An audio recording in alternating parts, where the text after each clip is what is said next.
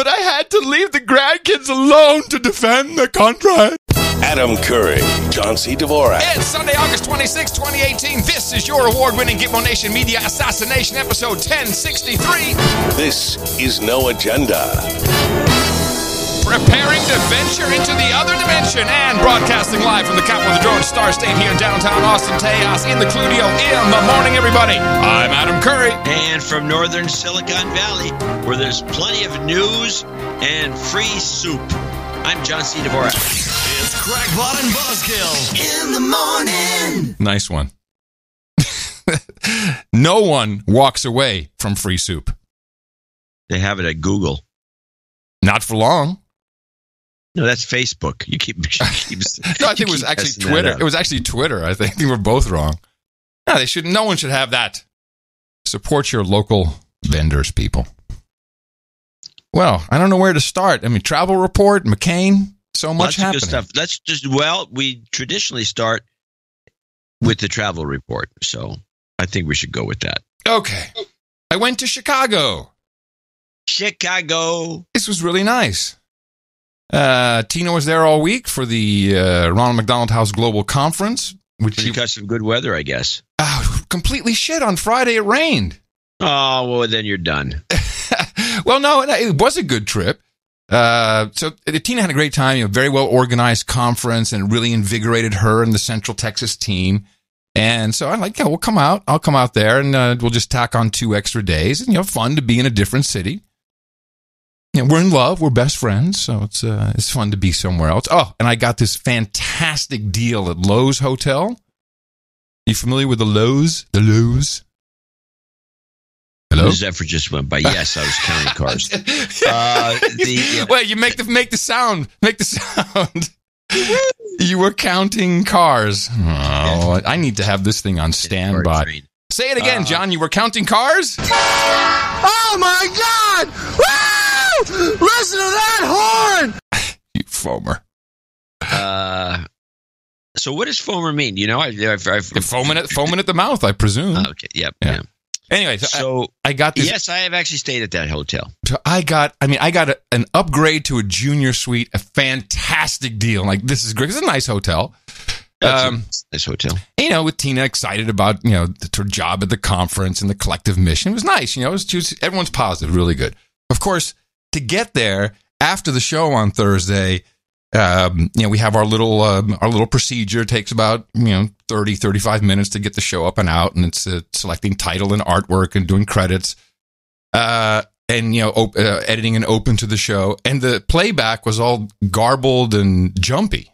I'm like, I got to catch a flight. Now we have this. So I'm pulling stuff from the backup tape, but I haven't done it from this new recorder yet. And you say wisely, "Hey, it's Windows. Let's just check that again. Check that playback again." Thank you.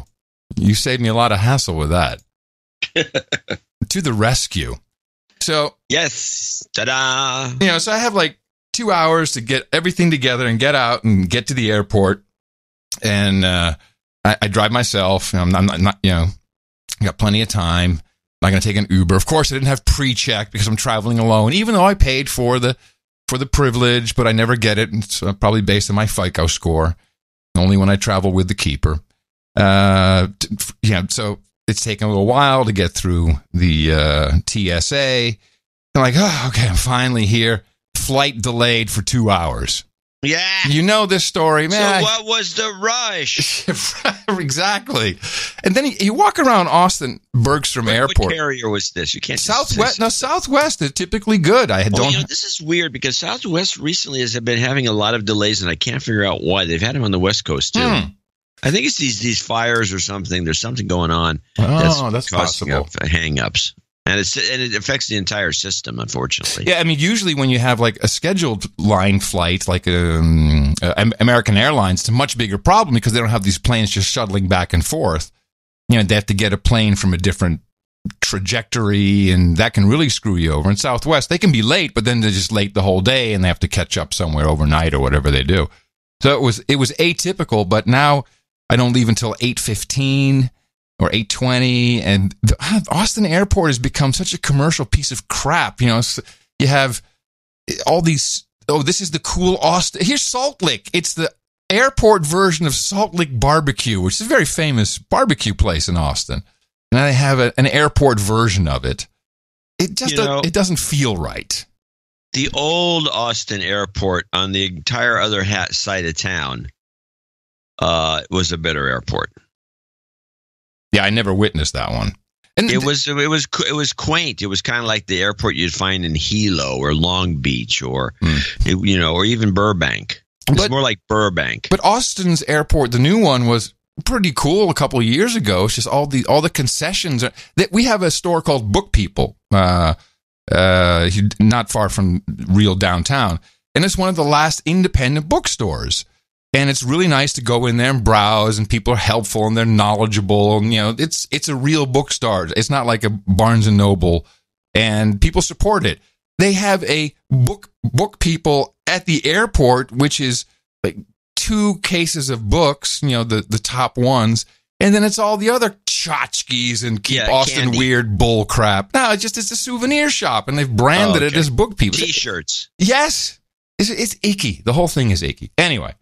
So I get to the hotel, and it's like 11:45. I went through Midway, and so Tina also has a little bit of a throat ache because of caught something of sure with 1,000 people at the conference, and you know how that goes. Throat ache? Yeah, a little throat ache, a little scratchy, little congested. Wow, I never heard that one. A throat ache? No, I never heard throat ache. A sore throat, I should say. Yeah, that's what people normally say. Sorry, it's the Dutch in me. I like it though. So I realized this great deal I got on the junior suite. Yeah, it was a handicap suite. Now I know why it was such a great deal. Oh, well, that makes it easier if you get wasted. I got a special seat in the shower and sat up way high on the toilet. I'm like, it's not exactly a junior suite. Way high on this toilet.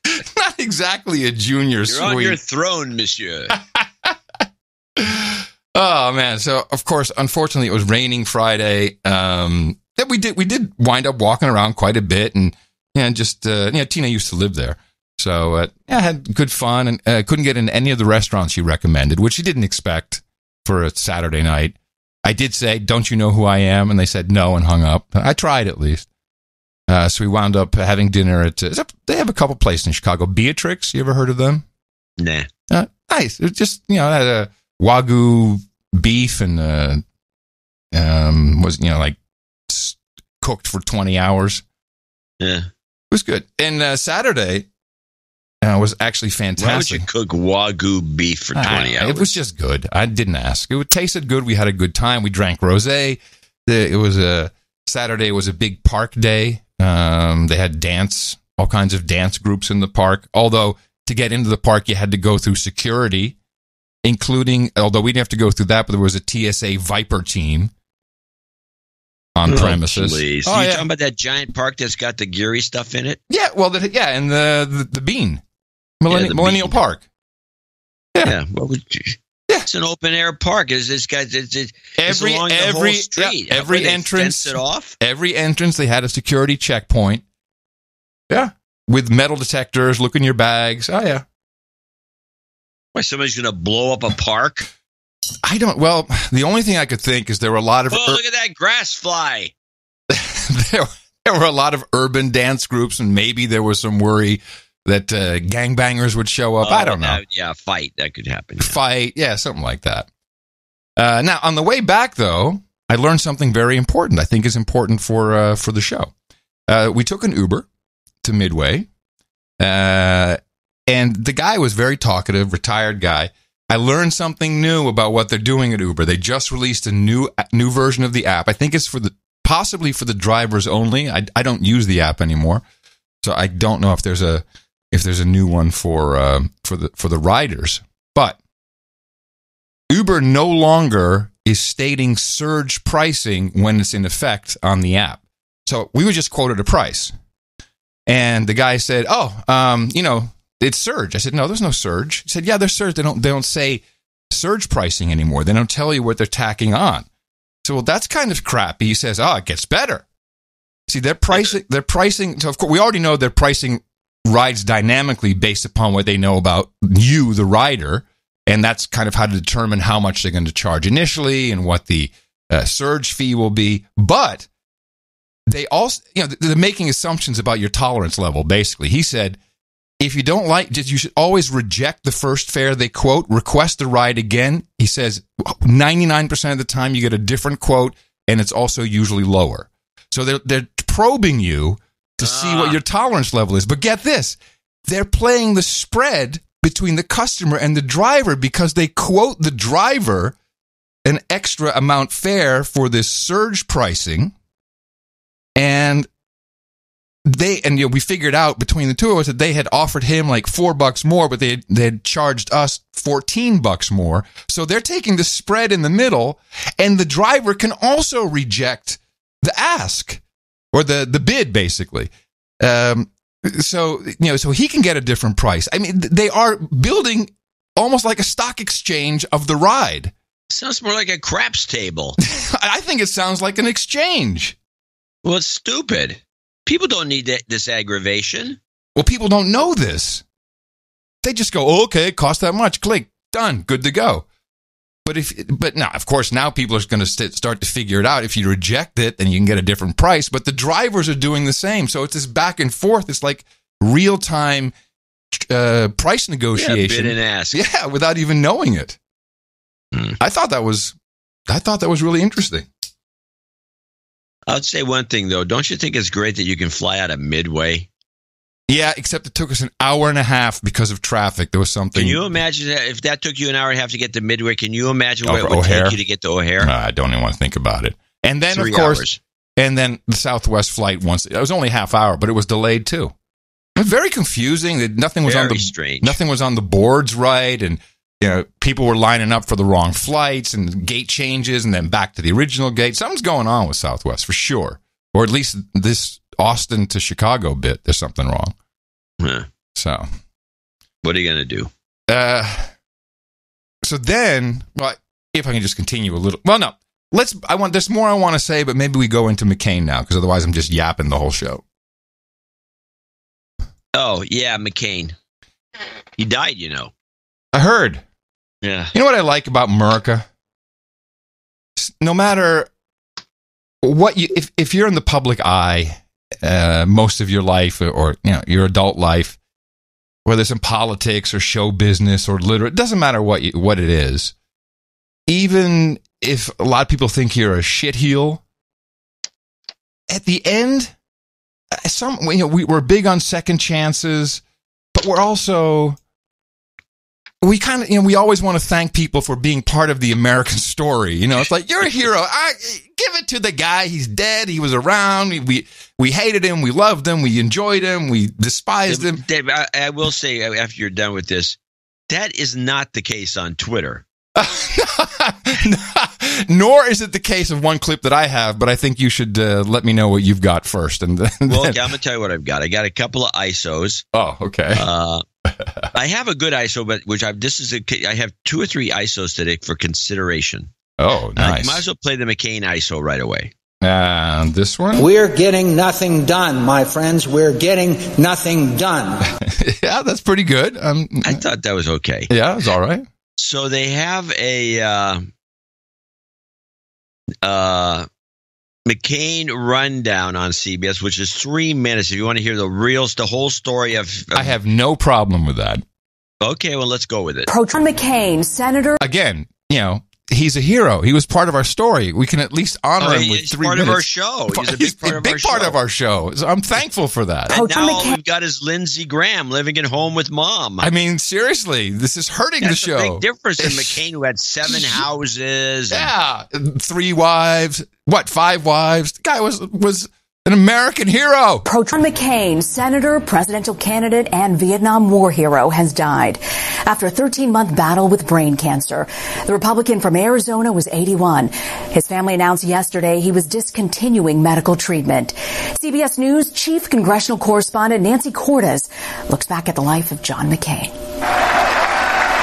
I've been an imperfect servant of my country for many years, but I've been her servant first, last, and always. John Sidney McCain III was a military hero who became a maverick politician. He joined the family business, becoming a Navy pilot. In 1967, on a bombing run over Hanoi, he was shot down and badly injured, then bayoneted after splashing down in a lake. When they found out that my father was an admiral, they took me to a hospital. While holding him as a prisoner of war, the North Vietnamese tried to exploit his family connections. They offered him an early release, but he refused to violate the military code of first in, first out. He was finally freed after 5.5 years of beatings and torture. I do not recommend the treatment, but I know that I'm a better person for it. In 1982, he was elected to the U.S. House from Arizona, and 4 years later to the Senate. He earned a reputation for straight talk.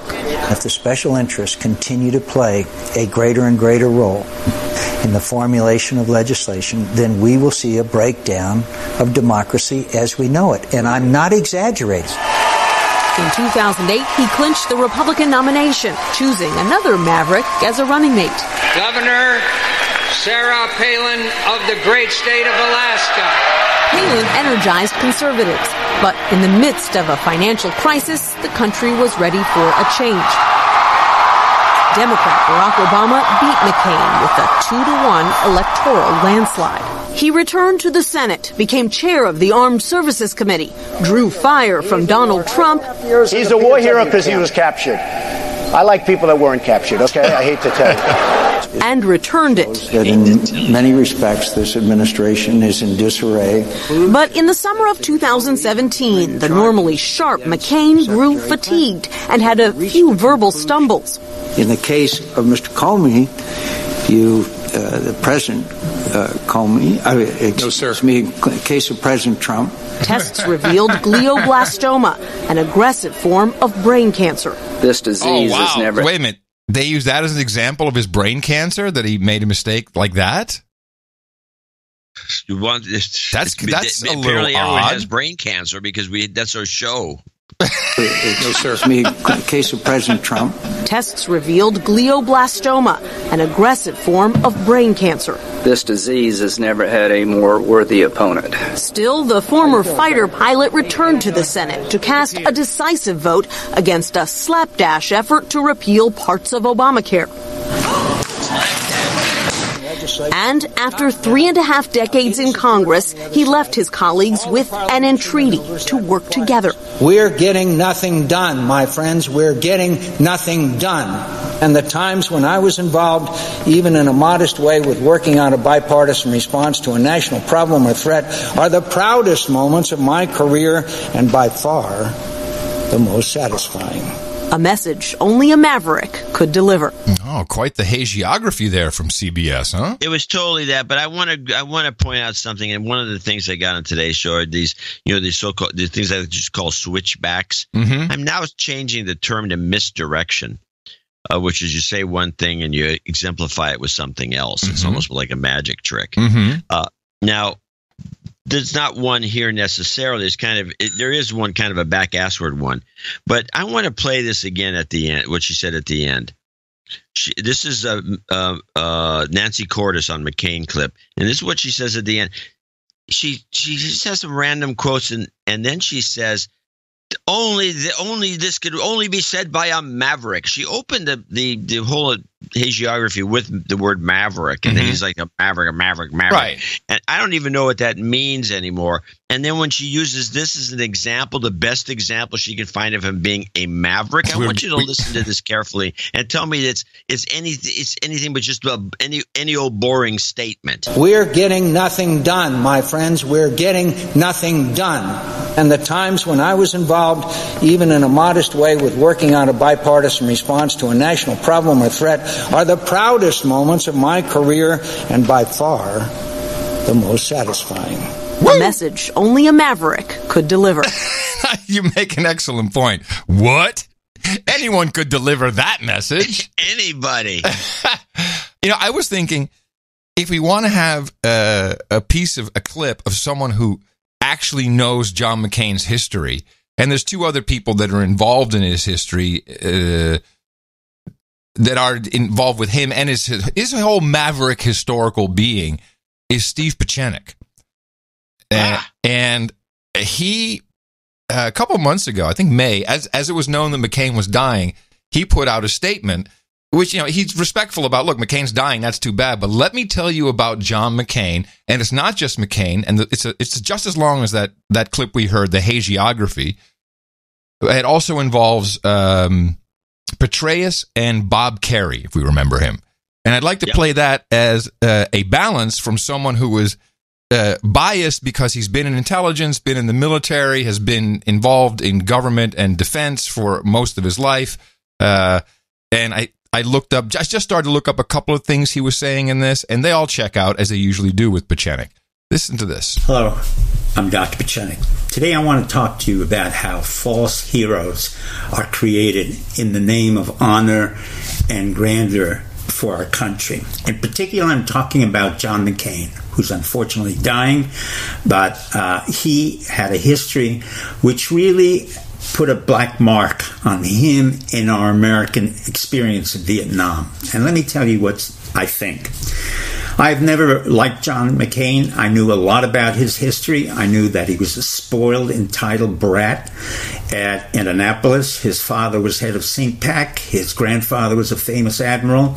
In turn, he was one of the lowest men in a class of 899 people at Annapolis. He should have been thrown out, but his father kept him in. His flying experience was erratic and dangerous. He crashed several planes and then crashed on the USS Forrestal, killing several Americans. What he is known for, though, is for having been shot down in a 29th bombing mission over Vietnam. He claims he was tortured and has fractured his hands and his face. That's not correct. He destroyed his arms and his face on the ejection. However, what happened as a POW is the case in point. I know several of the POWs who were in the Hanoi Hilton with him, and they found him despicable. They found him to be a coward, a traitor, and the fact that he refused to be released because it was considered bravery was nonsense. The reason he could not leave the prison in Vietnam was the simple fact that he would defy military order and would have been arrested for what he had done as a criminal, as a POW. In fact, the remaining part of his life is quite despicable and disgraceful. He was involved in the SNL scandals and Keating. He was corrupt, and he never had to go to prison for that. Then subsequently, he closed all of the POW records so nobody would know what kind of a treasonous individual he was. And then, very much like any sociopath, he decided that the best things to do for America is to go to war. Any war and all wars. So he invited the Iraq War, the war in Syria, the war in Libya, the war in Somalia, Sudan, and everywhere else. In fact, he killed more Americans than any other president I would have known of, even more than George W. Bush. Now, who testified for his veracity and the fact that he is going to be a new hero?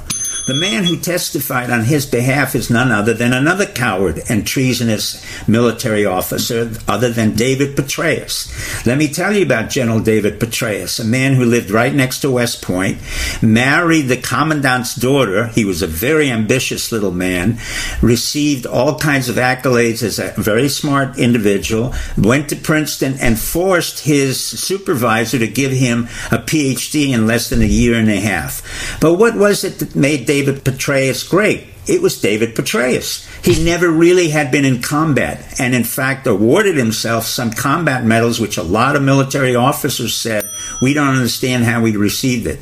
More importantly, David Petraeus was caught for a major felony and a criminal act, passing over 5 notebooks with top secret information to a woman whom he seduced while he was director of the CIA. Normally he would have been in prison for that for 10 to 15 years, but he got a little slap on his hand. So it's not an accident that David Petraeus agrees that John McCain, another coward and traitor, is a great man. Then the third man we're talking about is Bob Kerrey. Most of you don't know very much about him. He's a Democrat. He was a pharmacy student and came out of Nebraska. He did join the SEALs. He did go into Vietnam, and he was injured in Vietnam and received the Congressional Medal of Honor. He knew he should not have received the Congressional Medal of Honor because unfortunately his foot was shot off, and he knew it was just an accident in war. He hadn't done anything that was particularly heroic. He said it to his Present days, he said, I don't deserve it. At the same time, he received the Bronze Star for having killed 22 innocent men, women, and children. So what's the moral of the story? John McCain doesn't ride any higher than Trump, who refused to serve in our Vietnam War. But those who accuse themselves of treachery. In French, we say, qui s'excuse s'accuse. And let me repeat one thing Ralph Waldo Emerson said, a brave man is an ordinary man who's only brave for 5 minutes more. Thank you, good night, and good luck. There you go. I think that says it all. What does he think of Aretha Franklin? He gives her nothing but respect. Respect. Yeah. So do you catch that? J'accuse, je suis accused, whatever the hell it was. It was basically the French version of... You accuse, I accuse yes. me. Who I accuse, I Wat je zegt ben jezelf, met je kop door de helft. Exactly. Yes, the same Same phrase, stuff. a similar phrase. Yeah. I should mention, after listening to that, which was quite a good clip, that Chuck Schumer, of course, jumps in on this as I'm very skeptical by the fact that all these Democrats are all gung-ho for McCain. Well, if you just hold on one sec. If you take what Pachenik just said there into context, that the guy was a liar, a cheater, and a narcissist, it makes nothing but sense that when he's coming to his end, he thinks, I'm going out a good guy. This is about my legacy. I was the only Republican who stood up to Trump. That's what it feels like. Yeah, well, good work on that. So Schumer wants to immediately rename I think it's the Richard Russell Senate building, a building named after a famous Democrat, to the McCain building. I just thought that was a bit premature. Much. Bit much. and much. Yeah, it's all virtue signaling at this point. All of it. Yeah, that's exactly what it is. So, and we'll have lots of that. I think that was a nice balanced no agenda report. We had the good and the bad. Yeah. We need the ugly now. Let me see. Well, aren't we just the ugly? Isn't that just how it goes? Yeah, there's a joke there somewhere. Yeah, there is. All right, so that's McCain. He's done. Yeah, he's done. Yeah, that's right. He's done. We just have Lindsey Graham left. And it's funny because I listen to all these reports that were saying, it's Jeff Flake, Lindsey Graham, John McCain, the mainstream media. There's only senators they quote. All Trump haters.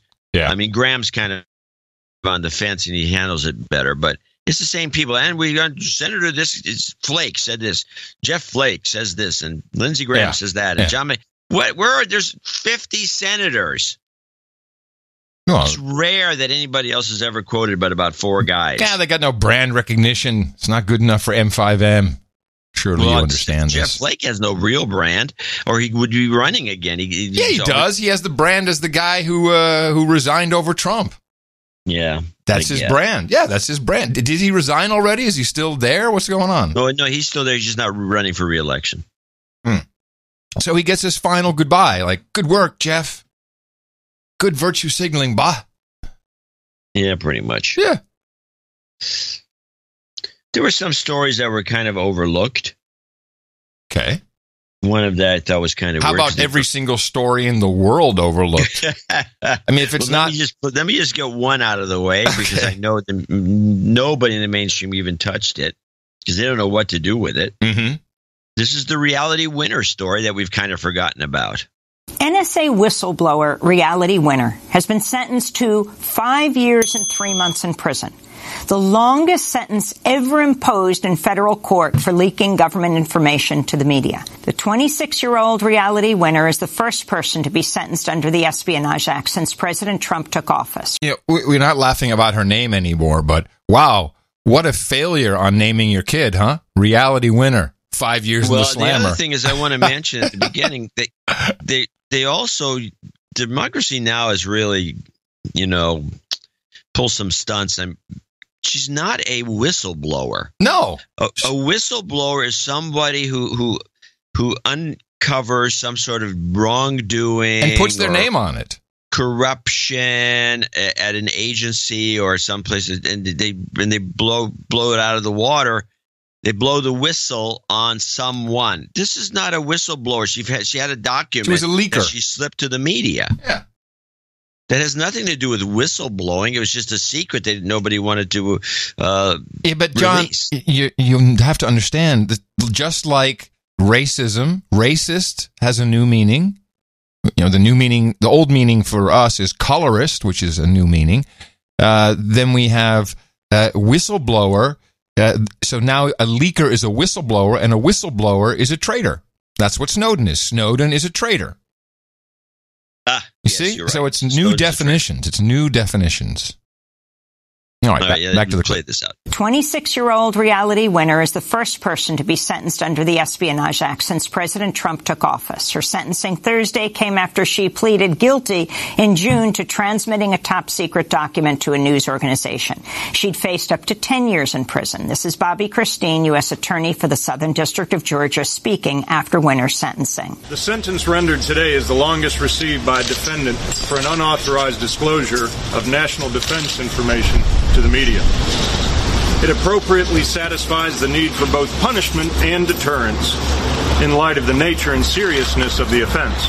Winner's purposeful violation put our nation's security at risk. She claimed to hate America. When asked, "You don't really hate America, right?" Right. She responded, "I mean, yeah, I do. It's literally the worst thing to happen on the planet." She was the quintessential example of an insider threat. Reality winner was arrested by FBI agents at her home in Augusta, Georgia, June 3rd, 2017, 2 days before The Intercept published an expose revealing Russian military intelligence and conducted a cyber attack on at least one U.S. voting software company just days before the U.S. presidential election in 2016. The expose was based on a classified NSA report from May 5th, 2017, that shows the agency is convinced the Russian General Staff Main Intelligence Directorate, or GRU, was responsible for interfering in the 2016 presidential election. Earlier this morning, President Trump tweeted about the case, saying, quote, "Ex-NSA contractor to spend 63 months in jail over classified information. Gee, this is small potatoes compared to what Hillary Clinton did. So unfair, Jeff. Double standard."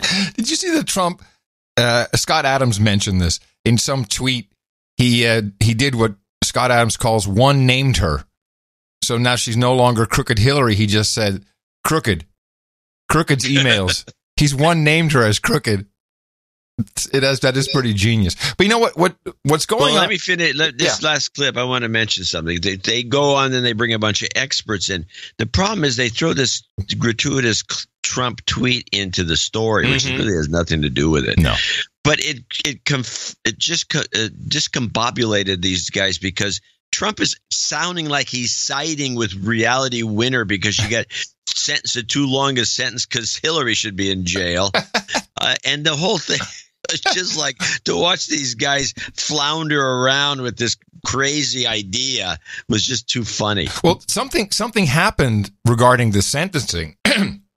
And there was a clip going around because, this is, of course, the work of the Justice Department. Jeff Sessions, who, as far as I'm concerned, has been playing this game from day one with Trump, pretending to hate each other. Because I'm in total agreement with this theory. Well, let's put the Q glasses on for a second. Do you have... Ow! Let me... I know that if we wear them more, the sharp edges will wear off. It's a little hard. This is the money honey, Maria Bartiromo. And this clip was going around as people going, "Oh, yeah, wink, wink, nudge, nudge. Look at him smile. Jeff Sessions, trust the plan." We're going after this aggressively. I have directed it personally. Some of the matters involve this matter, and some of it is matters that I'm not recused on, and we're pursuing aggressively. So you feel that there are matters that you can get into? For example, there's a lot of feeling out there that the Hillary Clinton email investigation was a sham. Loretta Lynch told Jim Comey to call it a matter. That's exactly what he did, and in fact, it was a criminal investigation. We know that he wrote an exoneration letter, Jim Comey did, before he even did the interview with Hillary Clinton. What have you learned in terms of the reopening of the Hillary Clinton email investigation? Will there be charges? Will there be accountability here, sir? Jeez. Here it comes. Maria, we're going to do our job in this department properly and them correctly, and I'm not going to be led into discussion of all the details of matters that you might be interested in. We can't do that in the media. We're going to restore the rule of law. We're going to restore propriety in how cases are managed, and that's all I can promise you. And he has this big smile at the end. And I know that this was discussed heavily because someone, tagged me in this tweet thread, which went on for 19 hours. People jumping in like, yeah, he's smiling. He's going to do it. He's going to get her. Trust the plan. Q knows. I mean, it was really interesting to watch. And we can see it, of course, clearly with the glasses on. Yeah, I'm not. Yeah, these glasses are smudged. Well, all right, take them off. There you go. Better. I'm bleeding from my temple. But I still, you're bleeding from your temple. This is not good. Just a scratch. Okay. Well, I still think that Trump is almost on the verge of overplaying his hand on the hate between him and Jeff. If you read his tweets. Well, it doesn't make a lot of sense. No, of course not. And it's just back and forth. It just keeps this thing boiling. And now, I got a funny clip on this, I think. Do I have a Sessions clip? Yeah, I did clip something about this. That I think this was ABC, maybe. Let's see, I got a Packer story, death of football. Let's, Packer story. Some polling results. I have going over the Trump versus Sessions. Trump versus play this. Oh, yes, I see it now, of course. Now, Sessions typically ignores the president's attacks, but this time he's pushing back in a statement saying, I took control of the Department of Justice the day I was sworn in. While I am Attorney General, the actions of the Department of Justice will not be improperly influenced by political considerations. End quote, Cecilia. Yeah, it was a stunning statement, Pierre, but now it seems to not be a question of whether the president will fire Jeff Sessions, but when, especially on Capitol Hill, people wondering before or after the midterms. That's a great question, Cecilia. Some Senate Republicans are circling the wagons around Sessions, warning President Trump not to fire him. One senator saying that forcing Sessions out would be, quote, bad for the country. Others, like Senator Lindsey Graham, suggesting that while the president has the right to an attorney general he has faith in, firing Sessions before the midterm elections is a non-starter. But Graham said there will come a point, sooner rather than later, where it will be time to have a new face at the Justice Department. But a growing number of law enforcement officials are worried that President Trump is more concerned about loyalty than the rule of law and that he's trying to control the Justice Department, Cecilia. That was a major shift in tone from Lindsey Graham. Okay, Pierre, thank you. Yeah, it's like a mob boss. It's all about loyalty, boys. That's what you do when you're in the mob. Well, there's a couple of things Trump must have noted, which is that Sessions was an early target of the let's get rid of all these people, Flynn and everyone else, whatever we could do, get him out of there. But because he started this feud with Sessions, I think they completely backed off from even thinking of, going let it go. Just let it go. Trump hates him. He must be okay then. Put him in McCain's grave. I don't know why I said that. I'm sorry.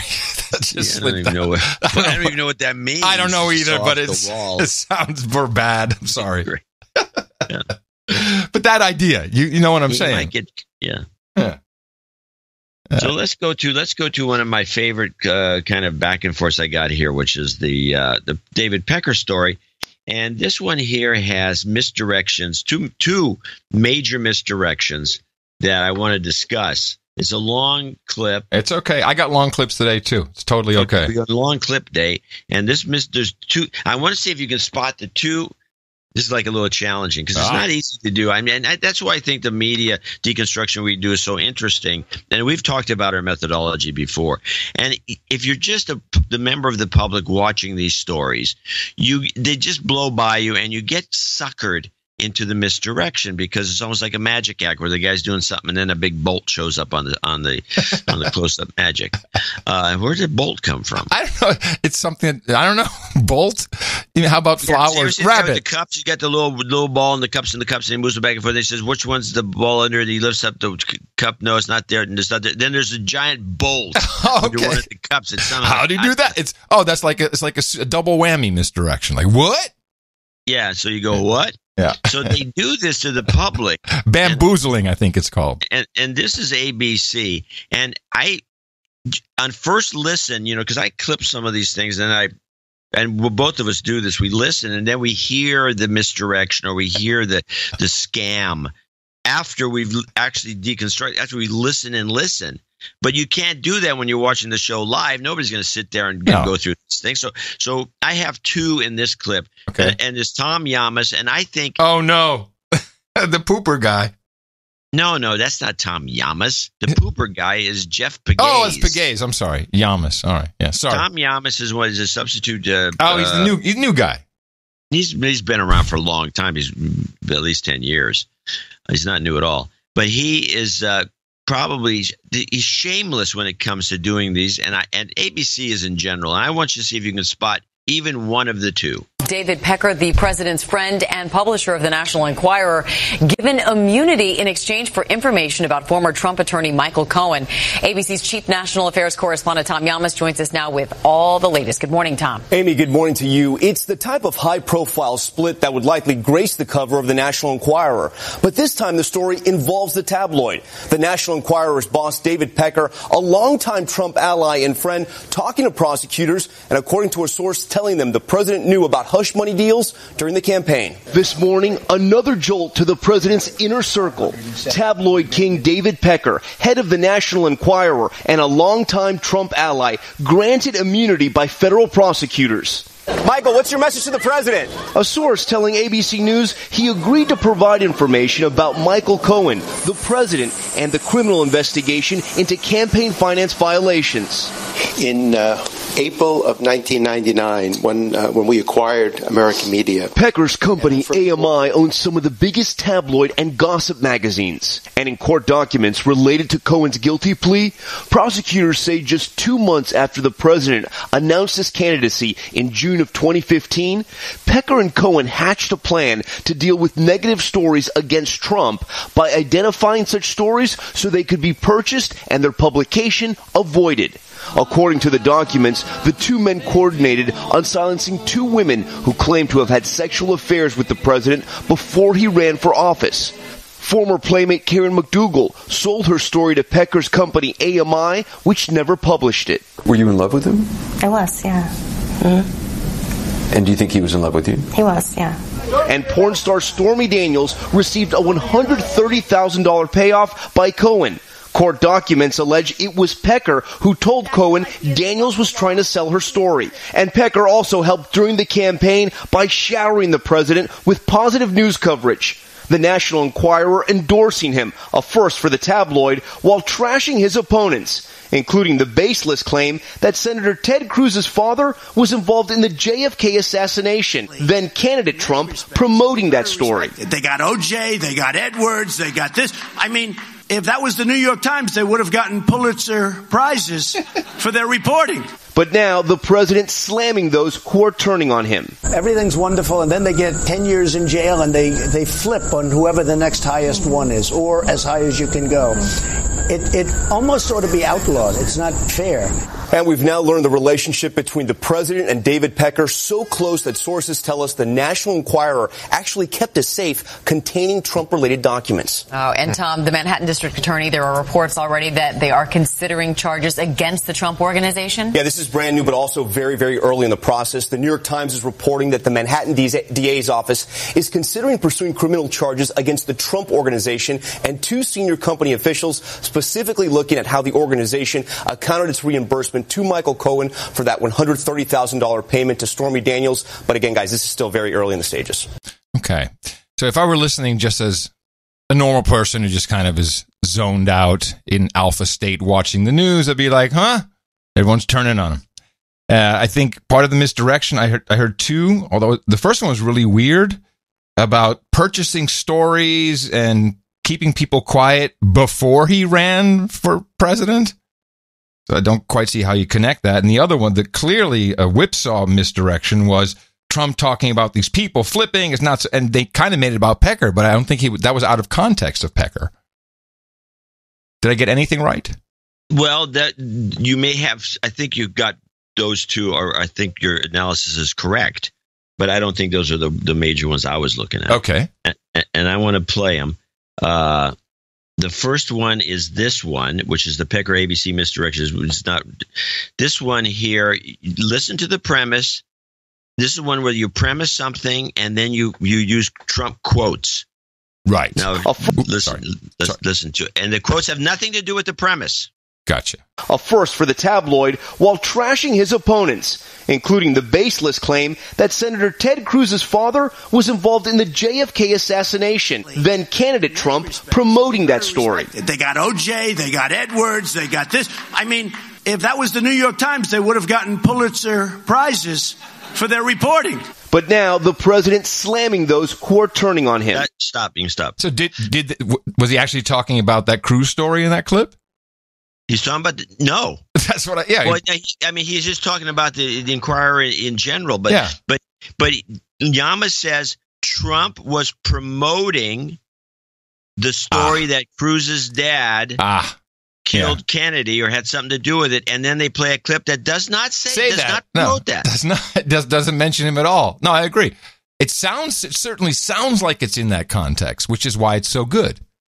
Yeah, it's in context, in a context that makes it sound like maybe you're confirming the assertion, but the assertion is never confirmed by the clip that they play. Right. And this is chicken shit journalism. Mm-hmm. Let's play the second one. But now the president slamming those who are turning on him. Everything's wonderful, and then they get 10 years in jail, and they flip on whoever the next highest one is, or as high as you can go. It almost ought to be outlawed. It's not fair. Yeah, I think I was right on that one. Where's the slamming? Hold on. Let's listen again. Hold on. But now the president slamming those who are turning on him. Everything's wonderful, and then they get 10 years in jail, and they flip on whoever the next highest one is, or as high as you can go. It almost ought to be outlawed. It's not fair. It's not fair. Isn't quite the same as slamming. It's a lament. Yeah. There's no slamming. Yeah. This is bullcrap. There is no slamming. Yama says he slams people, and then he plays a Trump quote where Trump is lamenting the way the situation is rigged. Yeah. He's not slamming anybody. Exactly. And this is the kind of thing that they constantly do on ABC. Very good. Very, very good, John. Yeah. That's, what'd you call it? CSJ? CSJ. I like CSJ. Chicken shit journalism. Chicken shit journalism. Journos doing CS. Shit. Yeah, total. Yeah, as a journalist, I'm sure you're perturbed. Well, I'm apparently more of a editor at these junctures with this stuff. I mean, this is. I mean, if I was one of the editors, I don't know what these guys are even thinking, letting this stuff get in on the air. Yeah, you can't say he slammed him and then play a clip that doesn't slam him at all. Yeah, and what exactly? If you're doing ABC journo stuff. Slammed isn't really a word that should be even in your dictionary, should it? No, and Tom Yamas is easily making over $1 million a year doing this stuff. Well, now you're just jealous because I certainly am. Well, there's that. Speaking of that, I just want to take a minute here. When we were driving back from Bergstrom Airport, Tina's reading your second newsletter to me in the car. And I had to reread it again at home because it felt like it was really personal, because it was. I don't know if you intended it that way, but it came across as really personal. Yeah, well, it was. You want to just reiterate briefly what you said? I said that here's what happened. So I sent out the first newsletter, and then within, I always have this. I can predict how we're gonna do with the newsletter. And by the way, we know that if we don't send out a newsletter, it significantly impacts support of the show. It does. Because we just recently did that. We didn't do a newsletter. Yes, we did. We skipped when everyone got all bent out of shape about it. So they did. Yes, and donations were very low. They were. So I sent this newsletter out. And it had an essay in it I put a lot of effort into. Mainly, I spent more than one setting writing it. And so within 4 hours of the mailing, there were a total of 3 donations. Jeez. And the first 4 hours is when you get all your donations, and there was 3. And one of the guys wrote in. He says, "Hey, I got in after the newsletter, before the second newsletter," and I said, "Yeah, you were number 3." It was one of the guy. It was a guy at $50 and a woman at 30, and this guy, I think, who sent the note was like 25. It was uncharacteristic for the response we typically get. Yeah, it was very, very ridiculous. And so I wrote this nasty note. And which picked it up, of course. I do this. This note has come out every so often when something like this happens. First time this year, that's for sure. And so I was irked about it, and and I got a lot of interesting mail back. A lot of guys said, "Well, I didn't get the news. This is the first time it went to spam. I got a blank newsletter." One guy sends. And so I wrote this little thing about, kind of say, well, MailChimp, maybe, who knows, but I don't think so, because we're not really InfoWars by any means. But it's possible. I mean, that was the first thing I said in the car. It's shadow send, where they send some of them out and some of them don't. Could be. John, all it takes, when you can click unsubscribe, and you can report as you never subscribed, I hate it, it's spam. There's a whole bunch of things you can say, and MailChimp will take action. We know they do. So I was like, I said to Tina, it's possible. It's not that hard. All you have to do is find a clip, and it could be a total misdirection out of context. And I'm like, these guys are a-holes. Don't let them use our servers. It could happen. It's always possible. It's not like we wouldn't be able to survive without it. And, luckily actually, it made me think, because, upon arrival in the common law condo, there was a package for me from Sir Peepslayer, Brandon. He had a really funny note, mainly because he was high when he wrote it. It was a book and 2 packs of rolling papers. But in the book, which is East of Eden by John Steinbeck. It's a good book. And in his note, he says, "Finding your signal amongst the noise has improved the life of me and many others. Thank you so much for your courage." And then I start seeing donation notes coming in regarding the second newsletters that you sent. And, of course, I also had been in Chicago, hadn't smoked any weed. I did take my vape, but the coil burned out after 4 tokes. Don't you hate it when that happens? So, so now is it called a toke when you take an inhale from a vape? It is in my world. Toke, really? It is in my world. Yeah, well. So I'm getting real clarity here, and we have built up something very valuable, John, because just reading these notes. Now we have the Value for Value network that we have. It's a network that understands what action is needed to sustain and grow. And let me explain this. So we're like a hub. It's a hub role that we're playing. Some of it through these messages that people send in with donations. In this case, the messages are about donations, but a lot of topics that we discuss on the show originate in the donation segment. A lot of things. People send in notes responding to other people's comments.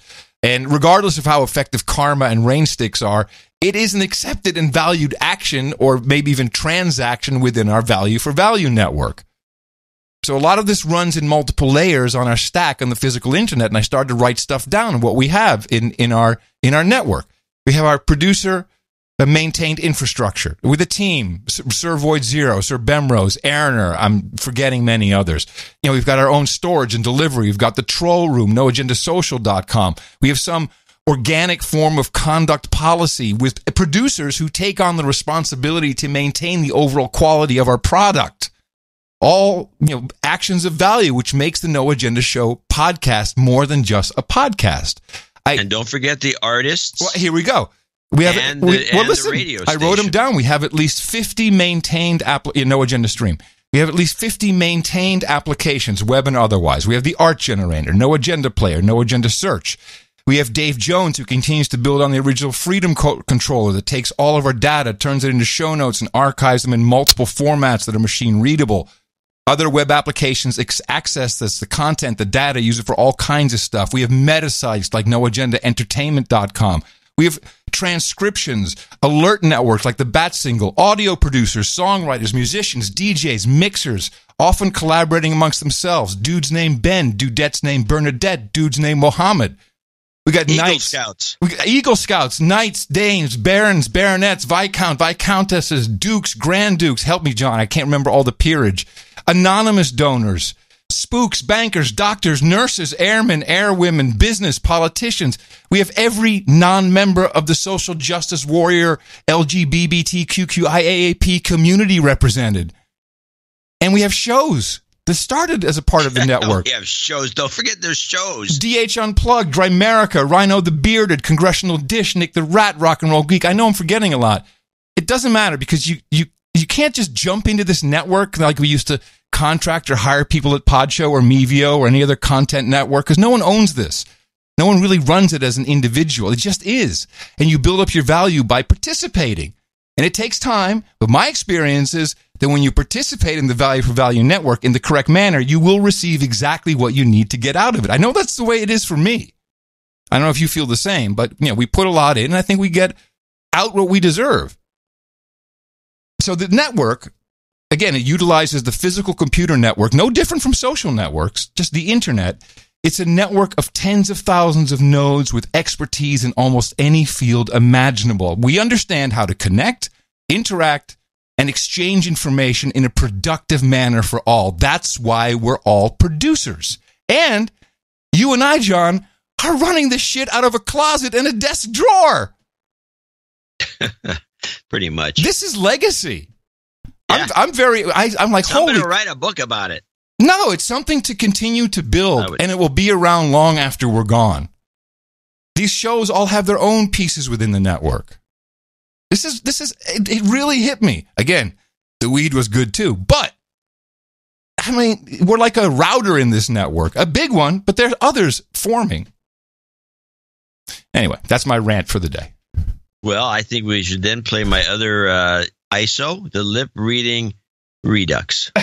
I guess it's a perfect closer. Wait a minute. Roast beef for sale. Marriages for the lemonade. It's all we will get. Thanks, John. I stayed up until 1:30 writing that. Oh, I thought it was off the cuff. Now, the funny thing about the second donation note, what it did, because I've never seen this before. We have done every once in a while I do a second note because I don't think the thing got through because it was like where there's nobody cares. Is this time we had like 11 associate executive producers coming out of the blue. Well, let me first thank you for your courage and say in the morning to you, John C. Where the C stands for Chicago was wet. Dvorak. Well, in the morning to you, Mr. Adam Curry. In the morning to all the ships at sea, boots on the ground, feet in the air, subs in the water, and all the dames and knights out there. Yes. And, of course, in the morning to the troll room, noagendastream.com, where everybody is there, as usual, doing their important jobs as part of the Value for Value network. And also in the morning to Nick the Rat, who brought us outstanding artwork for episode 1062, title of that, AI Zombies. And this was the graphic representation of the target on my head with my Bluetooth hearing aids for easy targeting. Easy pick off. Easy locating and targeting. NoAgendaArtGenerator.com. We just talked about how valuable that is. And thank you very much, Nick the Rat. So I was talking about that with your little very heartwarming spiel.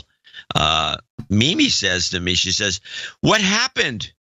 I said, "What are you talking about?" She says, "The Facebook group has gone crazy." Oh, really? Oh, geez. And I said, "I don't care." Is that not a part of the Value for Value network? I don't know. They're the ones who had this idea of doing a special offer, and we helped them a little bit. And they didn't accomplish much because they're off network, John. They're off network. That's why you got to get on network.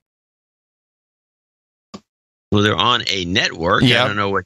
Well, but the Facebook group, by definition, is off network because you can't just access it unless you're a member of some other network. Good point. See? Yeah, I can't access it. I don't know what they're doing. And you quit. Yeah, I can't access it. And I've been waiting for you to rejoin, but apparently you're going to prove me wrong. I sure am. We'll see. Brian Martin, I want to thank him, $350. He's our top donor from Parkland, Florida. I'm a first-time donor. I feel that a baptismal de-douching is in order. Okay, hold on. Let me get everything all set up here. Baptismal. You've been de-douched. 2 months ago, I was turned on to your show by a coworker when I told him that I had long ago abandoned the M5M since they had long ago given up on balanced truth.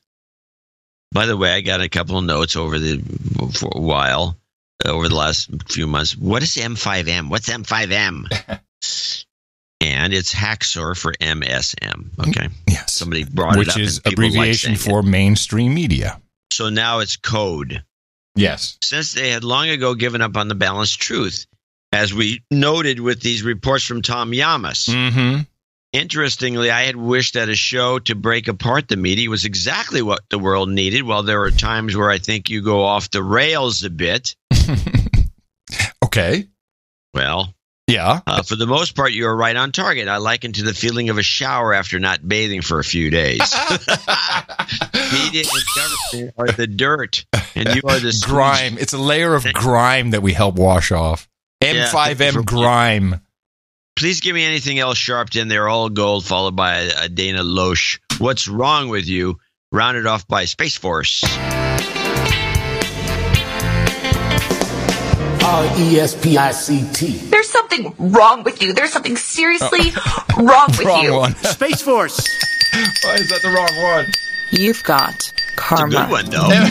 It was the clip about being wrong, and it was the wrong clip. Let me just see if I do have it somewhere, don't I? Yeah, you finished the show with it.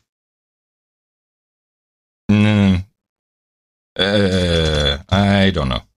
Okay. Well, Sorry. you got a good one in there. I thought that was was good. It was a good one too. Yeah. Roger Boots in Mechanicsville, Iowa, $333. I had a hell of a time with PayPal. Couldn't figure out how to do pop money. You don't do pop money with PayPal. It's a different system. Only took a couple of hours, but Sir Roger Boots coming through. I don't know what the deal was with that, but we need to discuss it. I think, or I'll have to put something in a newsletter describing how it works. Yeah, different mechanisms out there. We use PayPal primarily, just straight up. Yeah. Norman Walls in Kailua Kona, 333. You guys finally shamed me into donating. My daughter Jay looks at that note. That's one you saw coming back, and she says, "Wow, harsh, legit harsh, bro." And I said, "You got to do what you got to do." Mm-hmm. And it resulted in finally Norman Walls coming on board. It's about time. Yes. Keep up the good work. A de-douching and a little L Sharpton respect.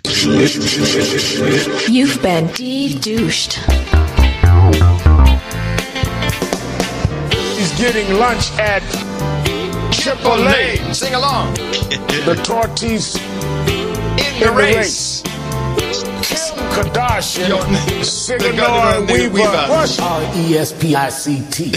They're all jitty. You've got karma.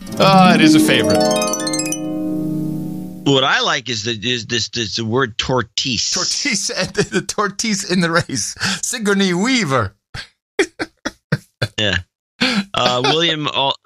William Alston in Baltimore, Maryland, 333. There's no note and there's no email from an Alston anyway. I'll look around, or William can send us something separately. Okay. Kevin Thomas, Sir Kevlar in Smyrna, Georgia, $300 ITM.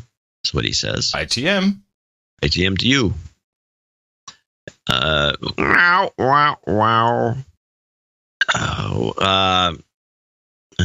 There we go. Sir Kevin. Oh, that was Sir Kevlar. And this one, I see what happened. Sir Ducifer. Sir Ducifer. He's big time producer. Big time producer here in Austin, Texas. Producer of multiple programs, not just ours. 25510. Mm-hmm. Night of Four Strings, Funk, Four Kids, and Time Travel.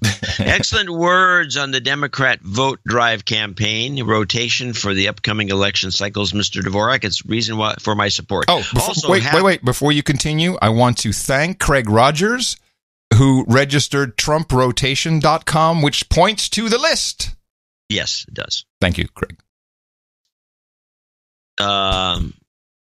Did he send you a note? Because I had that set up. That's all I got. Oh, I'm sorry. That's all I got. I didn't. No, I'm sorry. Yeah. Yeah, that was now you can just do TrumpRotation.com and boom, you're there. Yeah. It just forwards to the weird HTM. .hc. Well, that's not weird. That's our culture. But anyway, vote the rotations, and the essay was about the impeachment cycle. It's a reason for my support. All hats off to the recent jingles and end of show mixes. Adam, continue with your memes, even if John seems disinterested. And the OTG segments will age like fine wine. This double nickels on the dime on top of 2 C's is a token of my appreciation of the work you both do. Please play Sharpton Respect. Yes. Little Girl Yay. We can play that same one again. We can listen to it over and over. Little Girl Yay, Train Horn Guy, and Goat Karma with a wolf howl for all. And you want the longer okay, that's good. I was gonna do the shorty. Like sure. Hell yeah. It's Tortise. The Tortise in the hair. Huh! He's getting lunch at Chipotle. The Tortise in the race. Kim Kardashian, Sigourney Weaver, Rush, R-E-S-P-I-C-T. They're all jitty with it. R-E-S-P-I-C-T. There's no real conflict. Resist. We much. Resist. We much. We must. And we will much about that. Be committed. Oh my God! Woo! Listen to that horn! You've got karma. Eric Crowley, parts unknown, $252.52. Recent episodes have been some of the best in my 4 years of listening. Ooh. Keep up the great work. Request jobs karma. Jobs, jobs, jobs, and jobs. Let's vote for jobs. You've got karma. Baroness of Kendall County, Dame Judy Schwartz, $250 in Bernie, Texas. Is that right? Bernie, Texas, correct. Bernie, Texas. No note there except for a name. Now she says karma for all is what she requests. Says it right there. You've got karma. Dave Kaplan, Hunters Hill, New South Wales, Australia, $244.20. Listener since 2014, first donation, so please de-douche me. Okey-doke. You've been de-douched. My first donation is supposed to be 333.33, making him we have to make sure to push him to executive producer because we've made the decision that Australian dollars are that's equivalent. Right. Equivalent, yep. I'll which today, according to an evil sauce, Google is 244.20. As 4 and 2 are my favorite numbers and 33 is magic. Excuse me, these are clear signs I need to donate. Due to PayPal and other international banking rip-off slaves reasons, it's actually costing me more like $350. Unbelievable. It's a scam. Yeah. Scam. Love the show. Great for listening and comprehension. And in today's crazy world, sanity. It's my best source of news. And as your U.S. and my Australian MSMs are effing useless. Keep up the great work, please. My plan is to be Sir Capo of the Gunya Beach Down Under someday in the not too distant future. Question. Here's another. This question. Is good questions to ask because people seem to. They miss. I don't know. We explain it over and over, but there still gets missed. Yeah. Well, what is a dude named Ben? A dude named Ben. Yes. Please explain. You have the clip? I do. Dude named Ben came up when it was Jason Chaffetz, I believe, was grilling Lois Werner from the IRS, who said that her emails had been deleted, didn't know where they went, and didn't really talk to anyone in IT because, as we know on this show, the people, the admins who really run the world and have it in control are disrespected by front office. Just disrespected, treated like morons often, and smelly little beasts down in the basement. And then this happened. Oh. Yeah. And that shocked us all. It did. And we went, wow. Holy crap. Is this it? It is the closest the Treasury to... No, that's not it either. Oh, shoot. This pisses me off. Is it? Oh. We're going to wait until you find it. Yeah, we're going to wait. We wait until I find. Absolutely. But it was, what's his face? That's why I don't understand. Why is it It not? was Chaffee. I think his first name may have been Ben. So a guy named Ben, a dude named Ben. There you go. No, that was Chaffetz. I mean, Chaffetz, yeah. I think his first name was grilling this woman, and it was about the Lois Lerner episode. It was Lois Lerner. She's the one that... Oh, was it Lois? Yeah, actually? It was Lois Lerner, yeah. Oh, it's funny. And she said, I don't know, just some guy named Ben. I don't know who the hell works in IT. And he says... I think his first name may have been Ben. So a guy named Ben, a dude named Ben. He's just a dude named Ben. Just a dude named Ben. Just a dude named Ben. He's just a dude named Ben.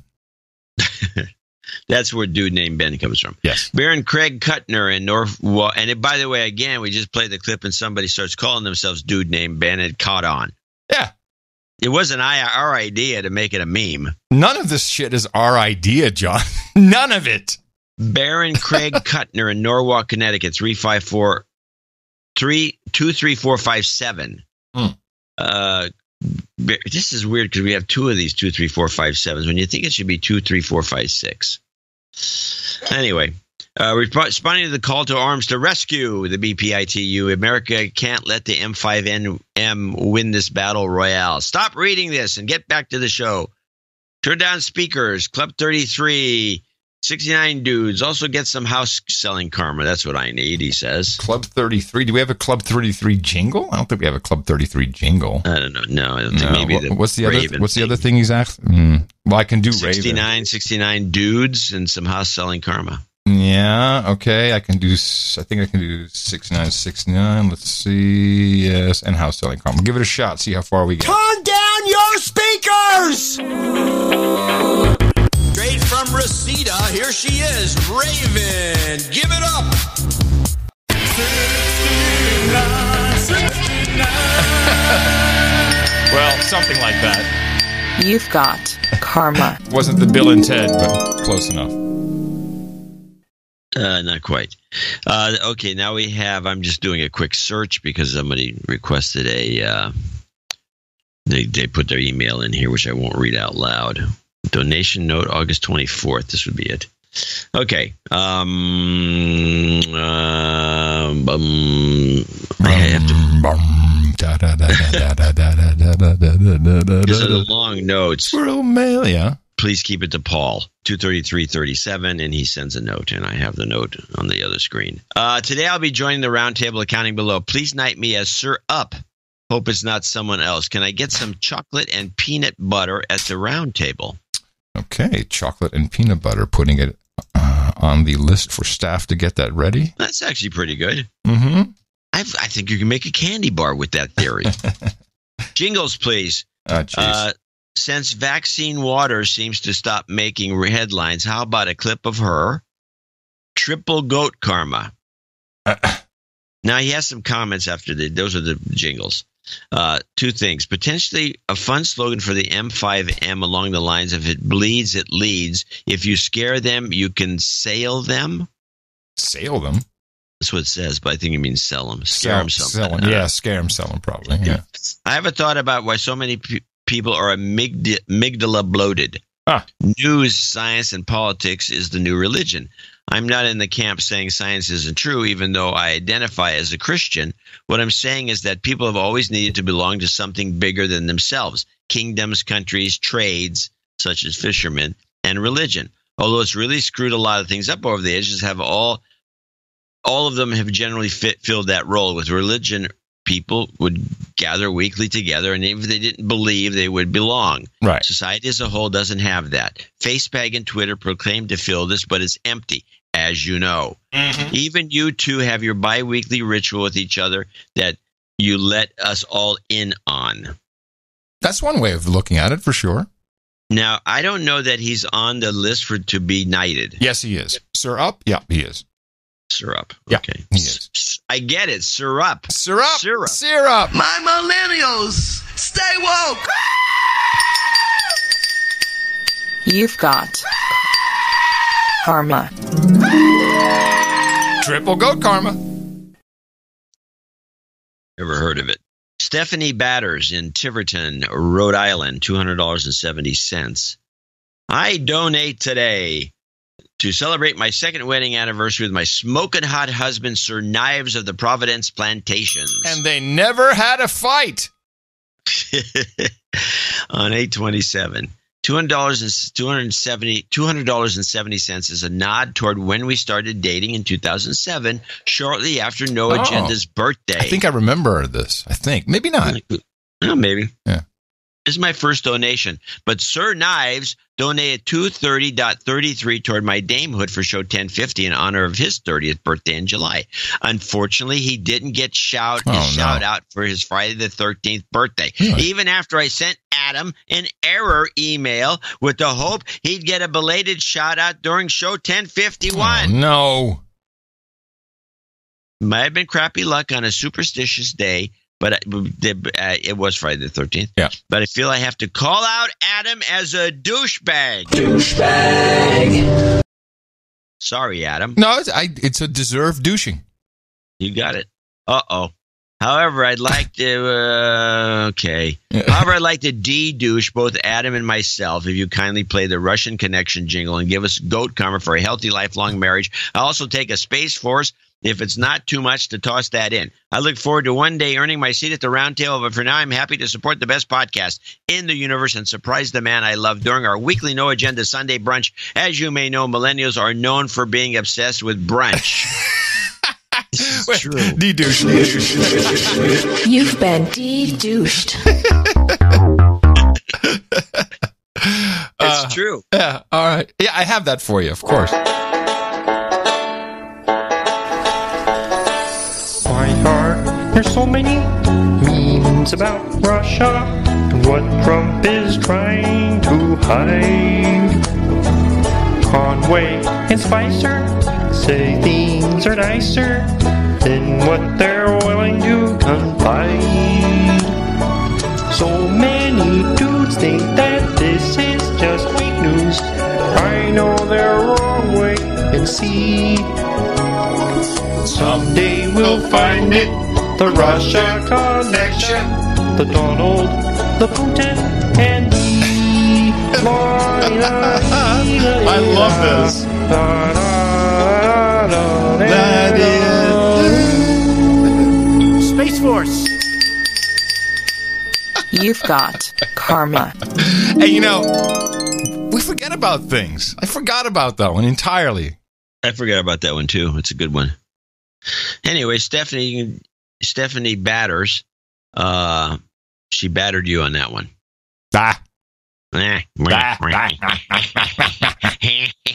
Joshua Kruger in Oakfield, Wisconsin, $200.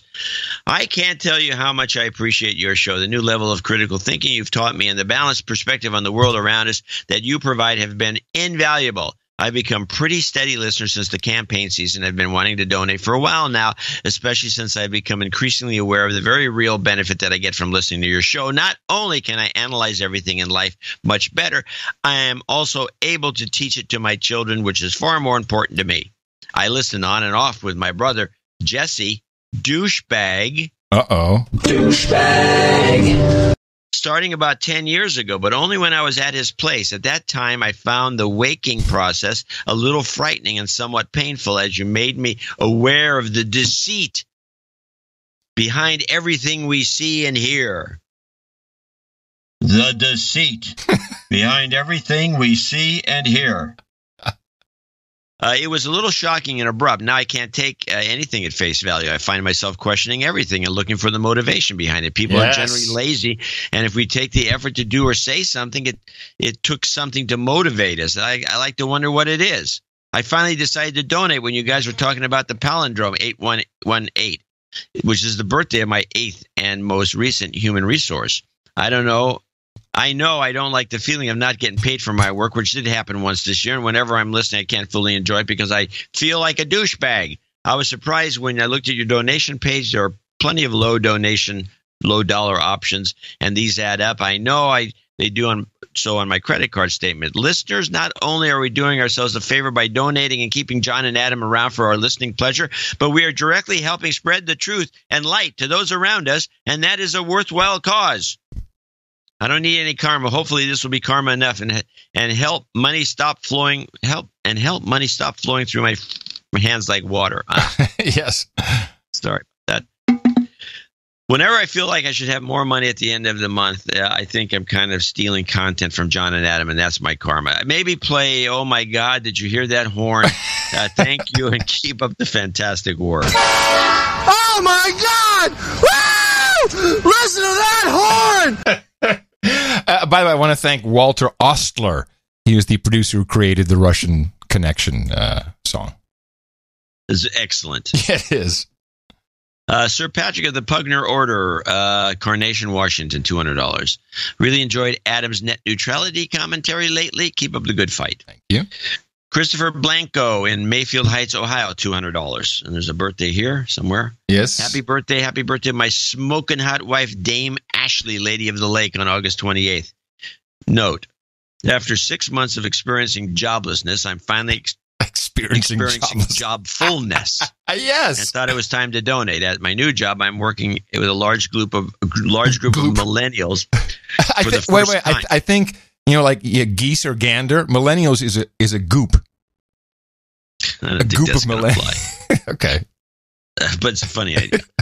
A large goop of millennials for the first time. And let me tell you, I think you said goop of millennials. That's what I said, goop. A goop of millennials. Yeah. Not just a goop.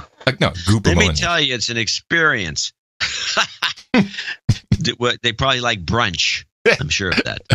Some of them come to work complete with blankets and pillows that they stuff around themselves in their chairs. Some play with fidget spinners, putty, and kinetic sand. And a lot of them don't know how to look you in the eye when they speak to you. God. The job is great otherwise. Okay. Wow. First of all, wow. Wow. The last season of the Kimmy Schmidt show, which is only 6 episodes long, the first episode addresses this. Yes. And I would recommend that. Very good. Don't you think? You saw it. Definitely. Yeah. Upon your recommendation. Totally spot on. Yeah. The job is great otherwise. So hopefully I can put up with the millennial antics long enough to make an impact here. I look forward to the daily drive to listen to the best podcast in the universe and my daily dose of sanity. Keep up the good works. No jingles, no karma. Gee, thank you very much, Christopher Blanco. Wow, what a hero that guy is. Now, that's a hero. Well, he's probably going to be in the same situation Kimmy Schmidt was in that first episode. But what is kinetic sand and how do I get my hands on some? What is that? I never heard of that one. I like it. Just look it up. I bet you look up kinetic sand in Amazon. I'm afraid to. I'm not going to look at. Let's just get the donations done. I'm not looking up any. Okay, last donation, Sir Daniel Baronet of the Bayonet in Boise, Idaho, $200. Things may have changed by the time you read this mail on Sunday. I hope so. But John's follow-up to the newsletter was disturbing. 3 people, really?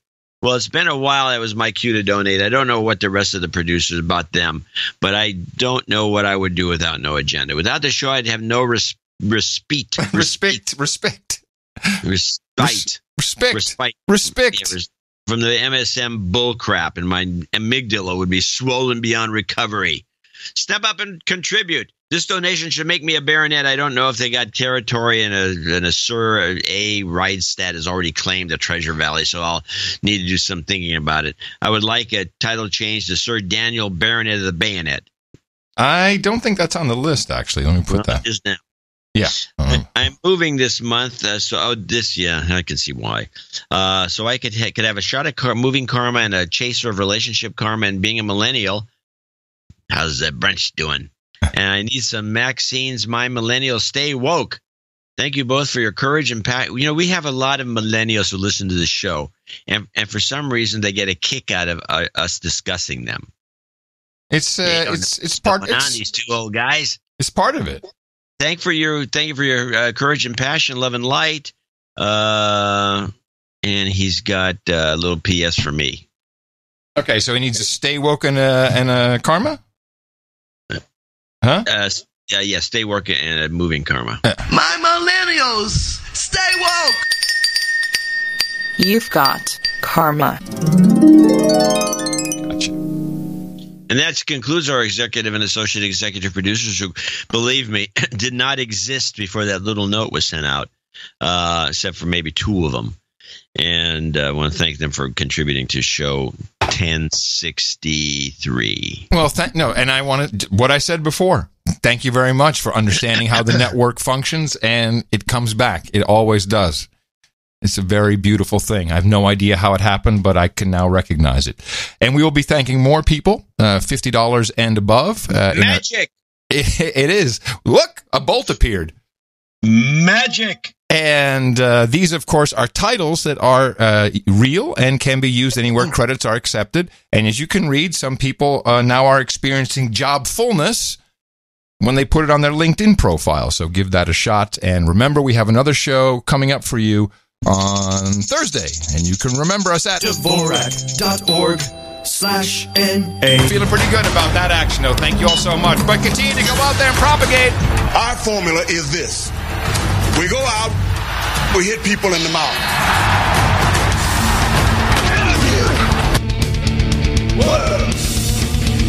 Order. Shut up, slave.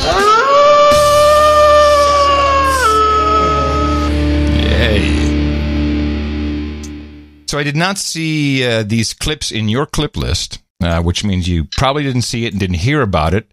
And I'm happy because I pulled 3 clips from the Bill Maher show with John Brennan as guest. No. Spooktacular. No. Alternative Universe Unhinged is what it was. And in fact, in order to actually be a part of this, we have to do it. Oh, no. Buckle in. Buckle in. Here we go. We're driving. We're going to the alternate universe. From this day forward, it's going to be only America first. America. Transitioning now. Grab the dawn. We choose love. Fuck you. Woo! Oh. Work. A lot of smoke. The machine's a bit rusty. The fires in California. Maybe we had to go through the smoke. I'm not sure. I don't know. Or just the machine is rusty. One of the two. Yeah, could be. So John Brennan comes on as the first. Welcome to the alternate reality. By the way, this is he wasn't on the panel. He was He was the guest. He was the guest up front. Did you see it by any chance? No. Okay. I didn't want to watch. Good. To me, this was just all alternative universe, and just like those misdirections you played earlier from ABC, when you're just sitting there at home on a Friday night watching the Bill Maher show, you're thinking, you could be bamboozled by this. You would, and why not? He's the director of CIA, or former director. But you know what I mean. People are like, hey, they have respect for this. People are hooting. Before you go on. Yes, sir.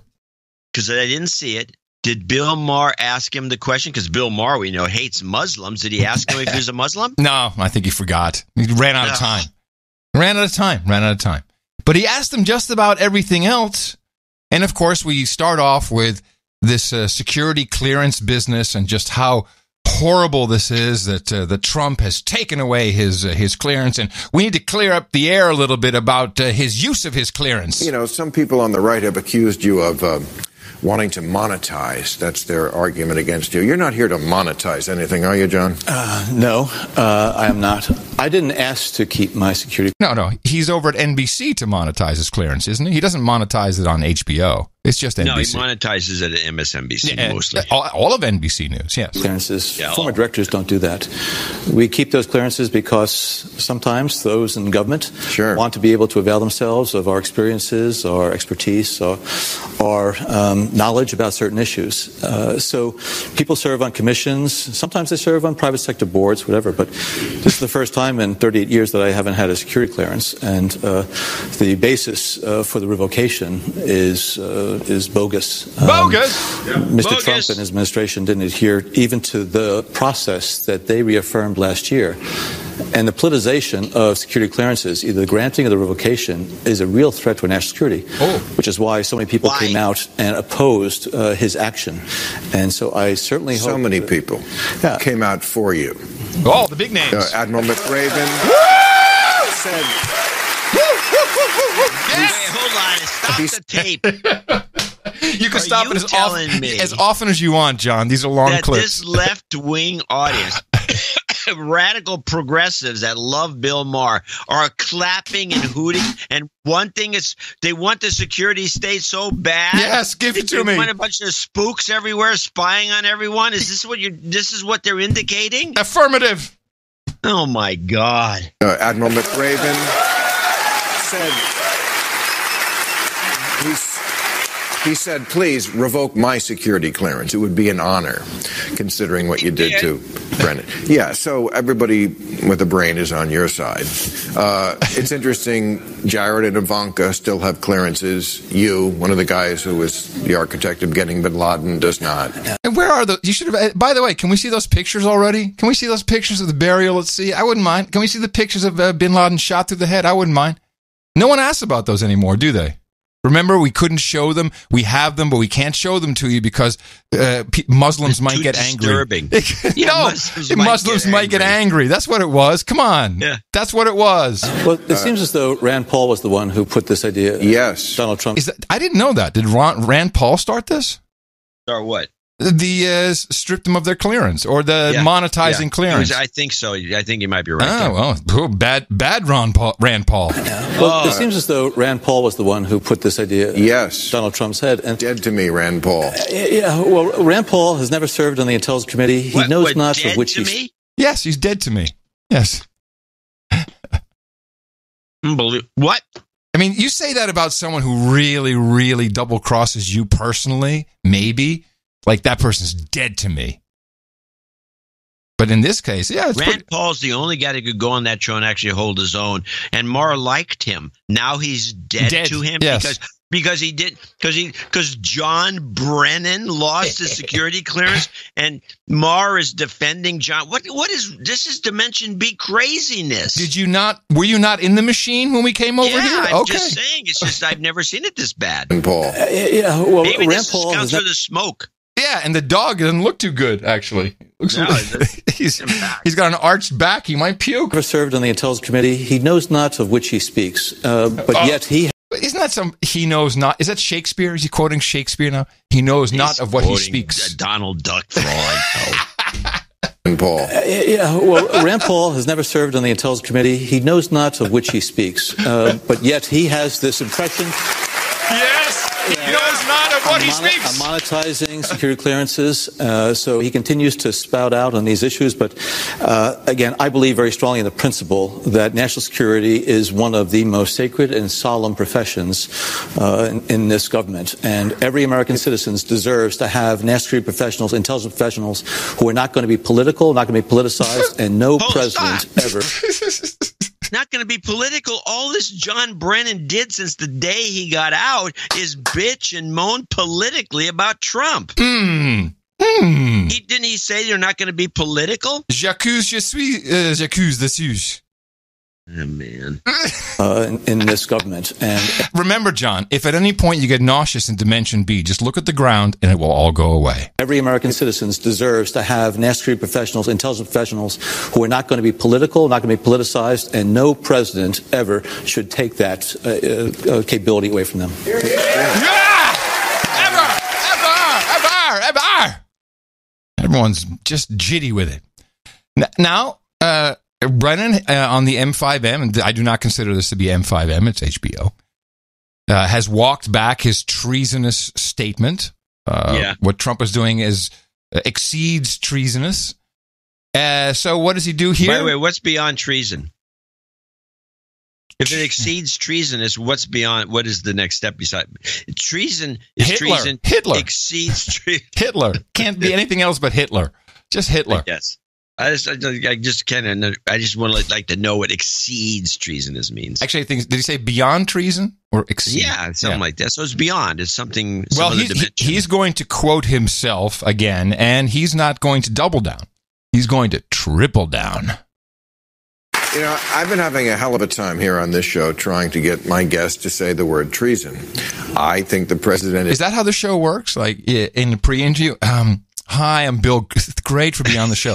Listen, I'm having a hard time with this. I'd really love it. Could you just say Trump is treasonous just while somewhere during the show, please? Seems to be hard for him to do that. You know, I've been having a hell of a time here on this show trying to get my guests to say the word treason. I think the president is guilty of that, and you used terms like that. You said after Helsinki, it was nothing short of treasonous, which sounds to me like treasonous. And then I noticed this last week. Some people tried to get you to take it back, and you wouldn't. And again, I don't understand. He sure did. He said it was his Irish or whatever. Oh, he sure did. And so I guess he didn't say beyond treason. He said nothing short of. Well, I don't know. We'd have to get the tweet in front of us. Well, words matter. But he did walk it back, and now he's saying he didn't walk it back? Mm-hmm. And why people are so reluctant. I get it. It's a scary word. It's like, don't break this glass case unless you need But when it's time to break the glass case, don't not do it just because it's a glass case. Yes, and I'm not an official of the Department of Justice where I'm issuing an indictment of Donald Trump on treason. Oh. But there are two principal reasons why I use that term. One is that I think I exhausted all the other adjectives in the English language to describe Donald Trump's failure to fulfill his responsibilities as President of the United States, number one. Number two, but when I saw him on that stage in Helsinki, failing to be able to say to the world and to Vladimir Putin, Russia tried to interfere in our election. It never should have happened. It never should happen again. And if it does, Russia's going to pay some very severe consequences as a result. But he didn't do that. And so treasonous is defined as a betrayal of trust as well as aiding and abetting the enemy. And so that was the word that came to my mind. Now, I wasn't expecting Vladimir Putin to say, okay, you caught me. He's going to continue to deny this. But this was an opportunity for Donald Trump to fulfill his responsibilities to say, Russia, cut this out. Don't do it again. And if you do it, you're going to pay a cost. Kind of like what he did with North Korea, I guess. But that wasn't the right way to do it either. It's so confusing. And be able to say to everybody. Yes. Oh, yes. Go, Brennan. And if he said that, he could have said, now, though, we have to work, the United States and Russia, to be able to try to enhance stability and security around the globe. There are important things for the United States and Russia to do. I am very much supportive of trying to get relations between the two countries back on track. Critically important, the two largest nuclear superpowers in the world, but we cannot ignore what it is that the Russians try to do. And so when Donald Trump failed to do that. So he wants to get things back on track. So his way of doing it is going to Russia and just standing there at the podium and insulting the guy? Yeah, that's what he should have done. Yeah, he didn't do it right. Just nuclear superpowers. He's holding it wrong. But we cannot ignore what it is that the Russians try to do. And so when Donald Trump failed to do that, I was irate because I know how hard that professionals here in the intelligence community work to try. Now, here's what he starts to come unglued here. Keep this country strong and safe. And for Donald Trump to be up there and to fail to say that, he takes their side and not ours. That's a traitor. He calls you a lowlife. You, who spent your life defending this country, especially after 9/11. No. He spent his life pushing pencils. We had all sorts of problems, and it could have gone way worse than it did. He said about General Clapper, is he a general? Yes, he was. Yeah, yes. That they got to him. Like you could get to a guy like that. No, that's true. You don't need to. He's an idiot all by himself. It's not on our... Wait a minute. Now we're defending Clapper and the fact that he lied before Congress. Bold-faced lie. We know that. It's a fact. He even admits that he kind of did that. And he admits it. But now Maher's defending him too? Yes, the guy's immutable. The guy he's a rock. It did. He said about General Clapper, is he a general? Yes, he was. Yeah, yes. That they got to him. Like you could get to a guy like that. It's not on our side. No. You're not on our side. You are a traitor if you're attacking our generals and admirals and people who keep us safe. It's not that much more complicated than that to me. And I'm proud to stand with Bill McCraven and Jim Clapper and Mike Cade and all the others. The ones who are speaking out. Oh, yes. Proud. stand with them. I didn't want to speak out after I left the government. I wanted to be able to retire and be able to spend time with family. Oh, yeah, I would play with the grandkids. But I had to leave the grandkids alone to defend the country. But this is a very abnormal time. This is a very abnormal presidency. And the stakes are so high. That's why I've decided to speak out and be outspoken. And I can see it's not easy for you. It's not. I see it. Believe me, I've been talking to people on TV for 25 years. I can see when it's not easy. And people don't generally go into the CIA for publicity. That was funny. Bill Maher. Really tell that to Philip Mudd and all these people that come out and they're on all these different M5M networks and they're all noted as CIA former or even current CIA analysts. Operatives. They never say operatives, but they use analyst a lot. And it's like, there is a little cachet to that. Of course there's cachet to it. Well, he says there's none. In all government jobs, you can get out, and if you don't do it right, you can make hay out of it. You can spin gold out of yarn. Final clip. This is where Brennan goes into full rotation. Full Trump rotation and takes it to, I think, actually a dangerous thing to say, because when you say these things in Dimension B, to me, it's equal to yelling fire in a crowded movie theater. He's taken a page out of the playbook of autocrats and authoritarians around the world who try to co-opt judiciaries, who try to delegitimize the free press, who try to use intelligence security services to go after their rivals. Mm-hmm. So Donald Trump is the typical authoritarian who is trying to control power.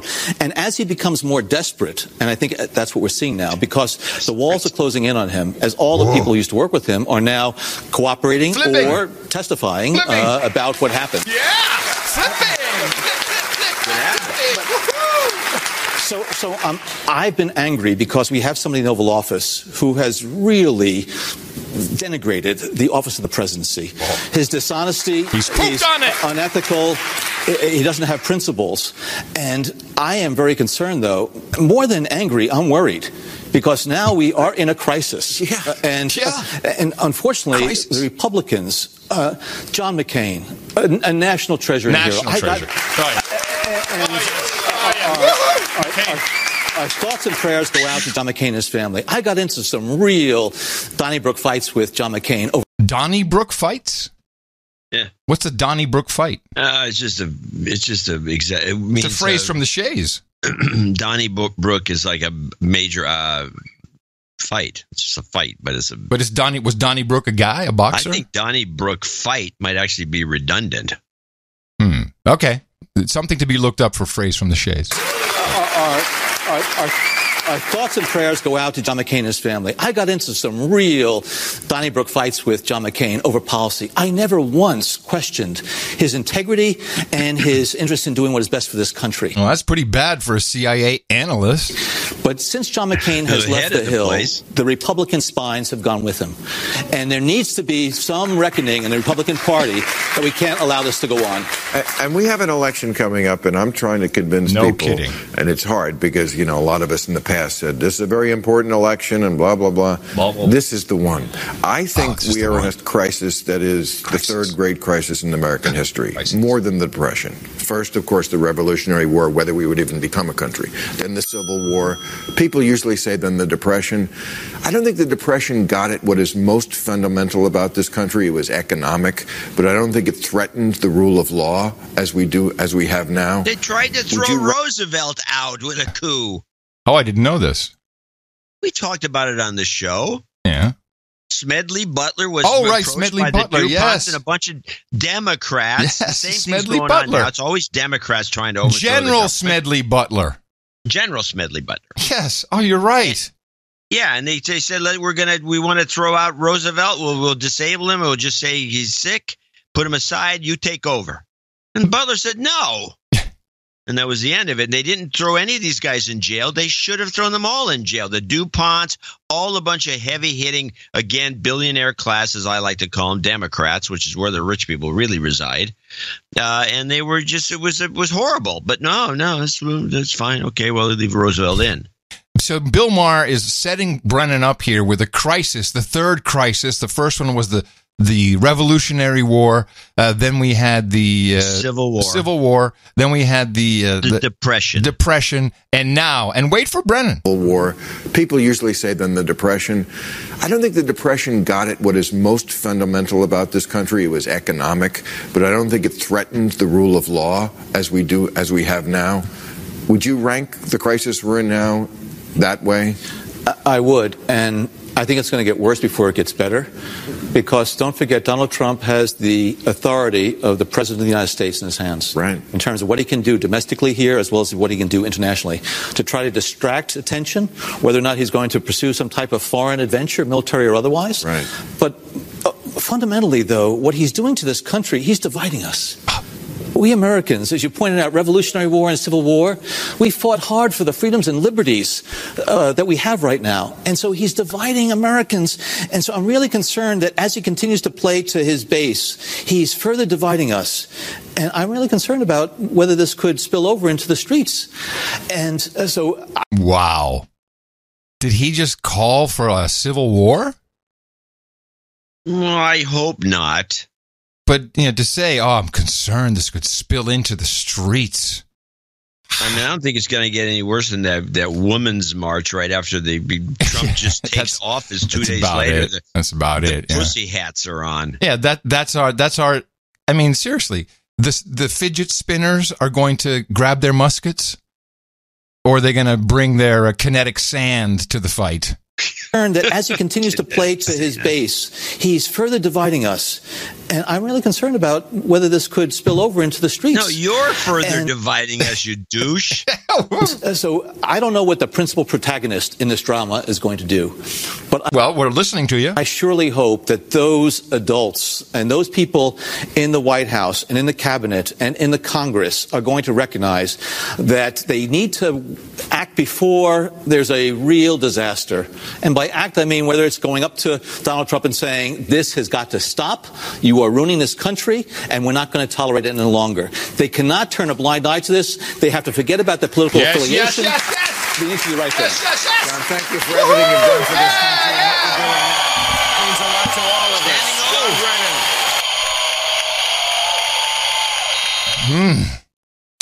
Well, first of all, somebody that the left does appreciate, and a guy who I also appreciate, Ray McGovern, the CIA guy who's been out and about, bitching and moaning about guys like this. He thinks this guy's running scared from something. There's something up.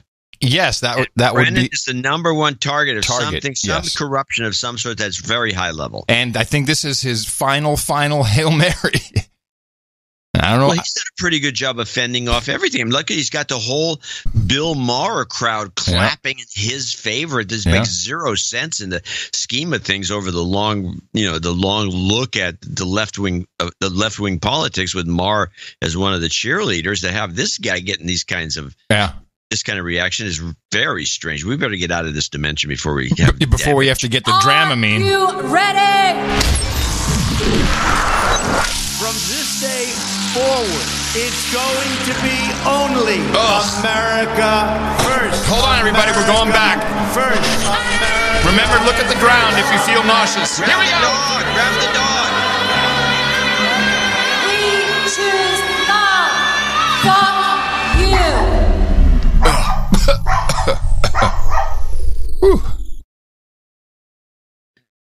We need to either practice more or that was rough. That was rough. That was a rough trip, rough travel.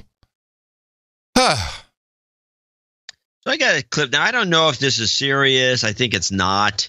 A little in-between clip here. I think just the guy mocking our train guy who was actually our train guy actually was mocking another train guy who I guess was more sincere. But now there's this guy. This is a 1 and a half minute clip. A guy in Canada.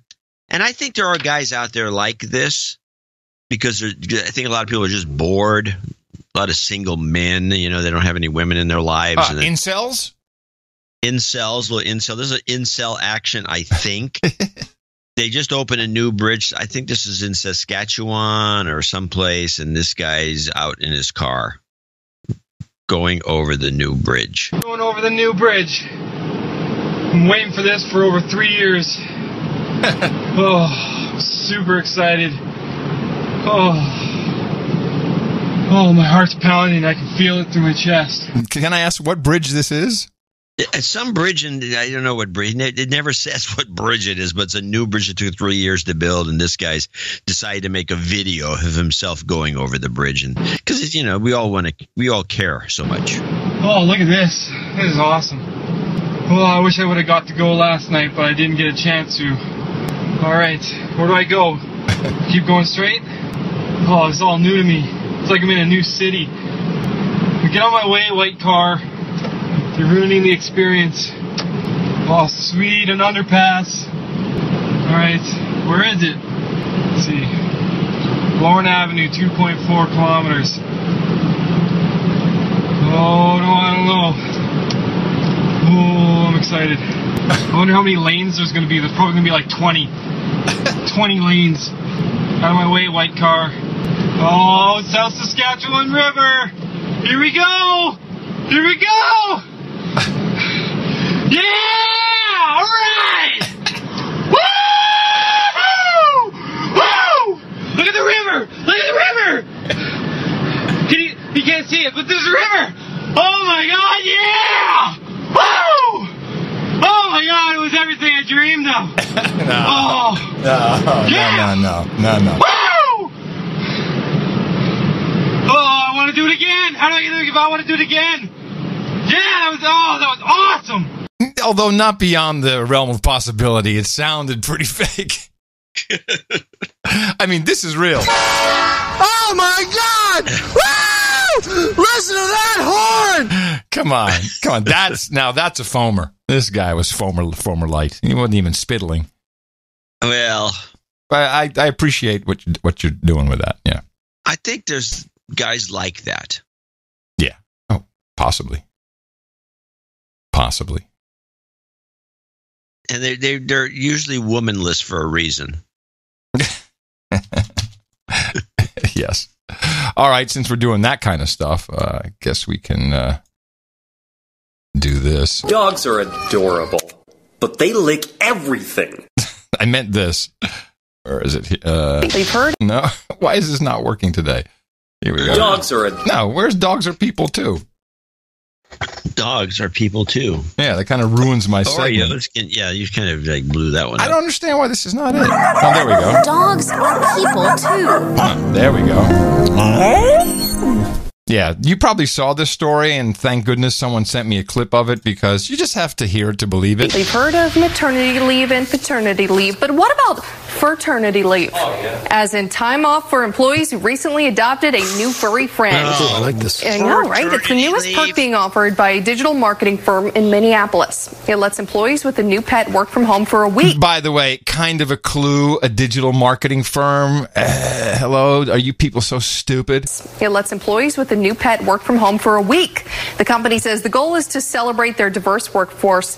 This policy doesn't apply to pets in cages or tanks, though. So no goldfish, Dan. I know they're tough to adjust. No, but I recently adopted a dog, so I would have liked to take a week off. Yeah, nope, sorry, too late. Let's do it again. I work at Channel 10.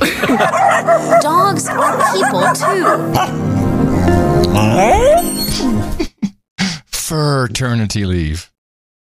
Oh, brother. We need to have a list of these things, too. Goes with the fidget spinners and the brunch. Brunch. Brunch. I like brunch. You have to be a millennial to like brunch. I've never liked brunch. I've been to Really? I've never liked brunch. I mean, it seems to me, is it breakfast? Is it lunch? No, it's in between. I was so like it's one like thing. It's like an early lunch or a late breakfast. I never can see they combine it. They add champagne. Ooh, you have to have a glass of I don't mind having a glass of champagne in the morning, but I don't usually do it. But you don't know, with the brunch you have champagne and you have all these different kinds of eggs. Yeah, that's the thing. I like the champagne Benedict. part. I like we have to have eggs Benedict for our brunch. Do they have eggs Benedict? Yeah, they got eggs. Okay, let's go there. Can't be brunch without the eggs, put an egg on it. Yes. I like the champagne part always. I must admit. Yeah. Cooks or some cheap champagne and give you a headache you have a headache by one. By the way, I did it. I went to Chicago without the iPhone. Oh, yes. I did it. Well, that's good. Did you feel better? Yes, and it was wonderful. It really, the OTG phone, the Kyocera with the Surface Go, which I just want to mention about that. There's something that, Windows has this reputation of being wonky, and it is.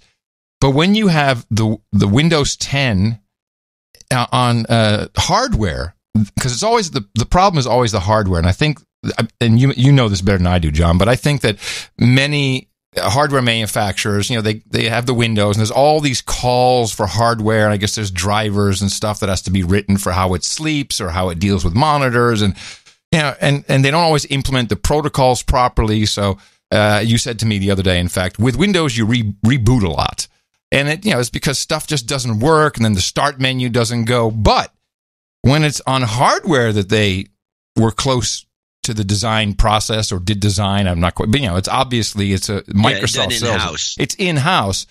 Yes, what Apple. That's the Apple advantage. Yes, and it is an advantage. It really works. It really does. And I'm sad to say that the Edge browser. Well, of course, I'm trying everything out, and I'm sure it's a leaking sieve. But man, that thing really works well on the Edge, on the Surface. It's a very, very slick, fast, lightweight browser. Even compared with Brave, it's probably their best. Yeah, and it seems to have all kinds of security issues, and I think tons of point out a million reasons never to use it. The only thing I was thinking though, when it comes to, because Microsoft definitely has an ad-based business, but it seems to me that they're. And I could be wrong, but their ad-based business is probably just sheer volume-based. They got basic age and some category slices.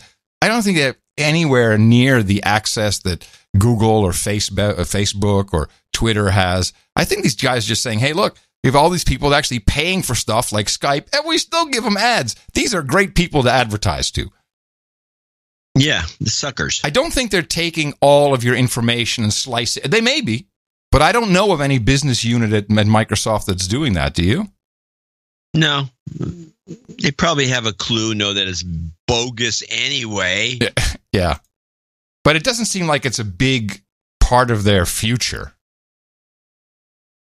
They don't act that way. So I don't know. Well, under Ballmer, they were kind of headed in that direction. I think it's been backed off. Well, they kicked him out. Now he runs a basketball team. Yes.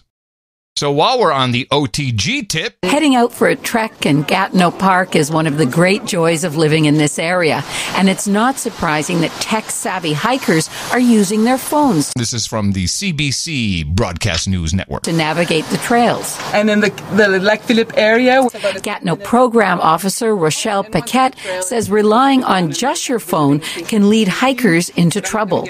Because cell reception in the park is very spotty at best. And all of a sudden your GPS isn't working, you may get lost, and once lost, it's a lot harder for us to find you and know where you are. And what's the easiest way to get there?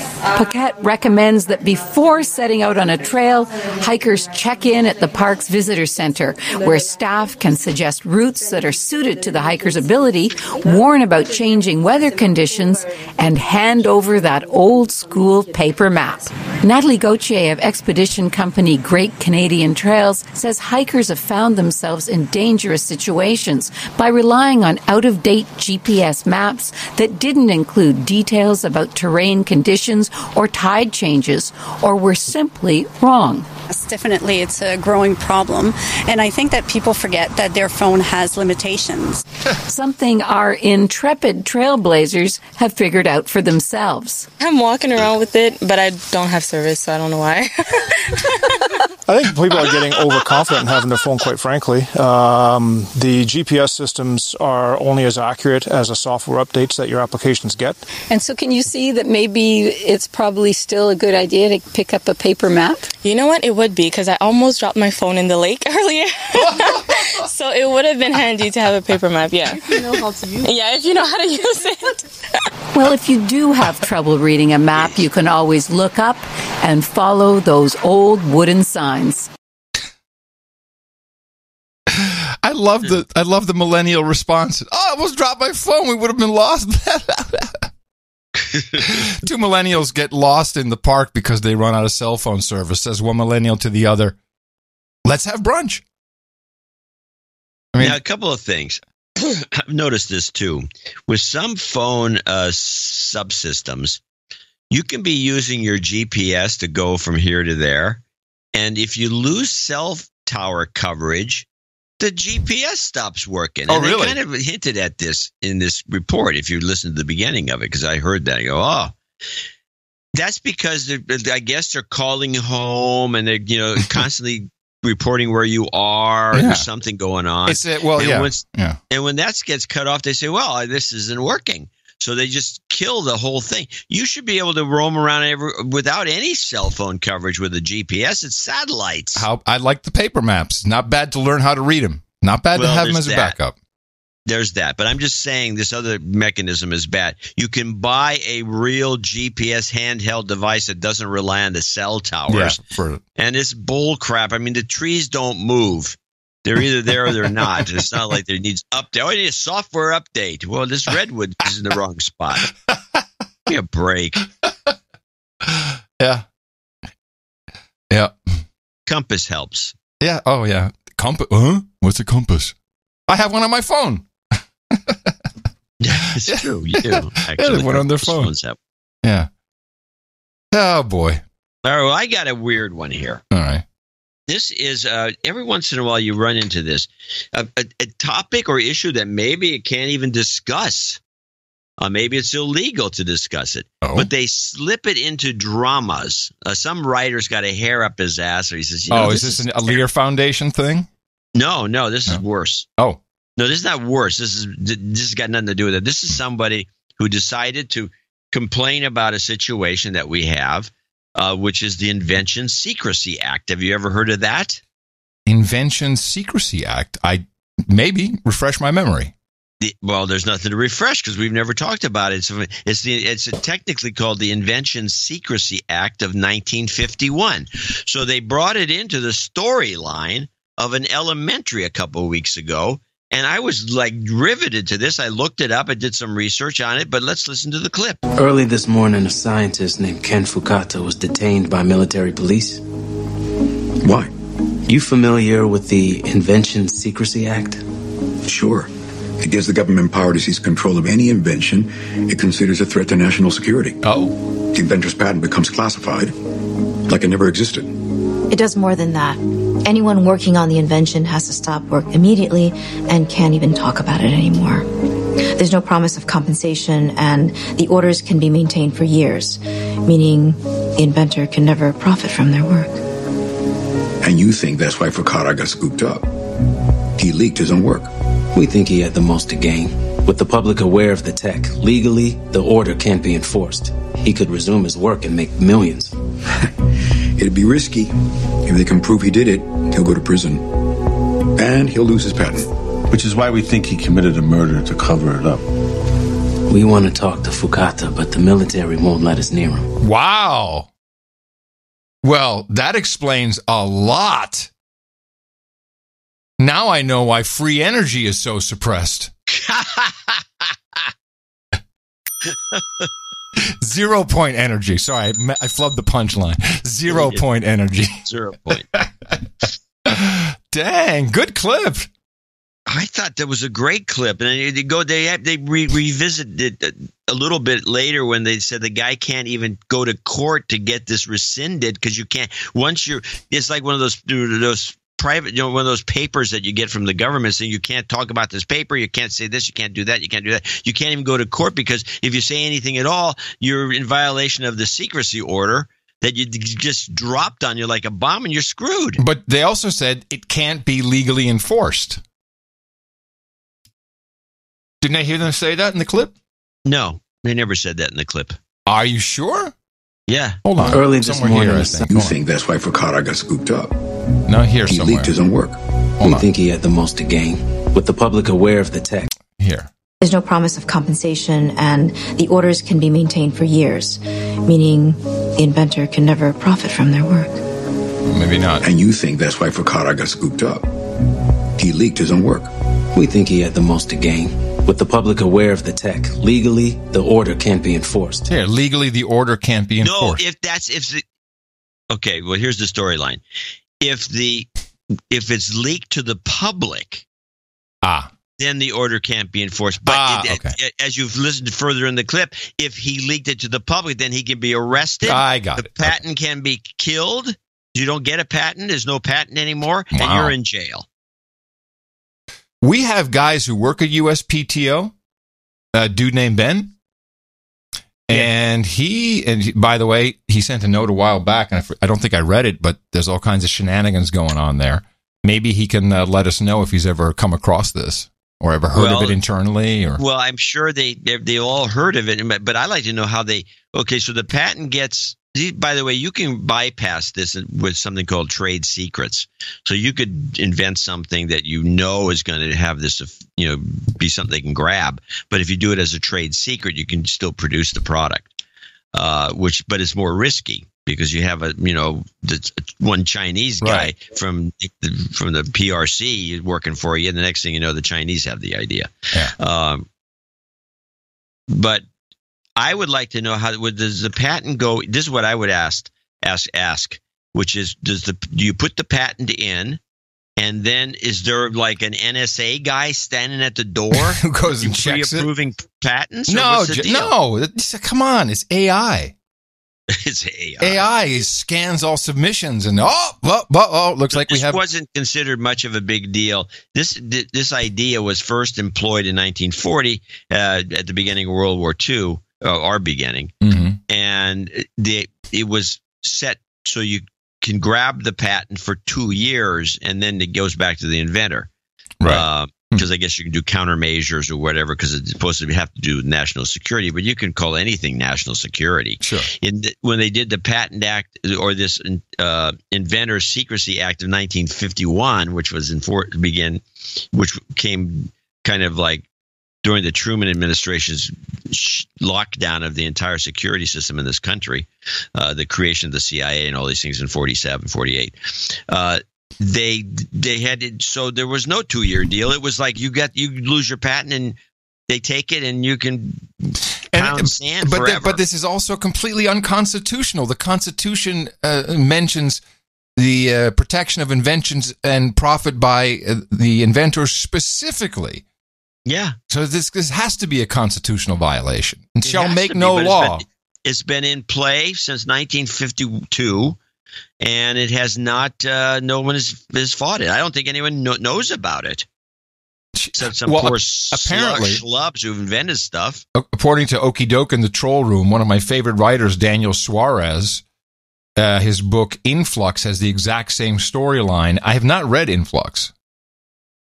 But I love that guy's writing, so I'll read it. According to the wiki page, 5,002. I don't know why they got the 2, but over 5,000 inventions have been shelved because of this Secrecy Act. And who knows? Maybe 0 Point Energy is in there. This, people, is why you come to the No Agenda show. These are the life-saving tips and life-altering tips that you can only get here. The more you know in the morning. I'm going to show my support by donating to No Agenda. Imagine all the people who could do that. Oh yeah, that'd be fab. Yeah, on No Agenda in the morning. So we will do a few thank yous for people who came in above $50 and under $200. Starting with Anonymous, $160.16. So it's a double boob. It's a double boob. Yes, Yeah, it's a double boob. 8008 and he wants times 2. And he wants a de-douche. You've been de-douched. So Java James, 160.16. That's another double boob, so that makes sense. Boobs. John S. Christic over here in El Cerrito. Oh, right up the road. That's where the Creedence Clearwater Band came from. Sir Tony of South Jersey, and that's 150. Sir Tony of South Jersey, also 150 in Sicklerville. And he wants F cancer for his mother-in-law. We'll do that, of course. Yep.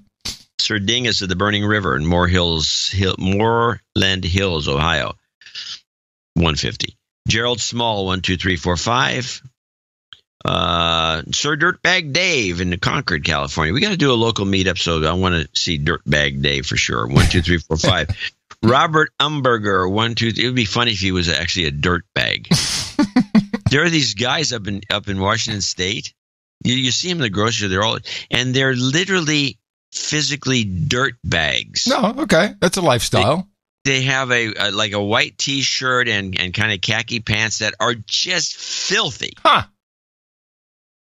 Robert Umberger, 12345. Sir Alex, Knight of the Northern Launchpad, 12121.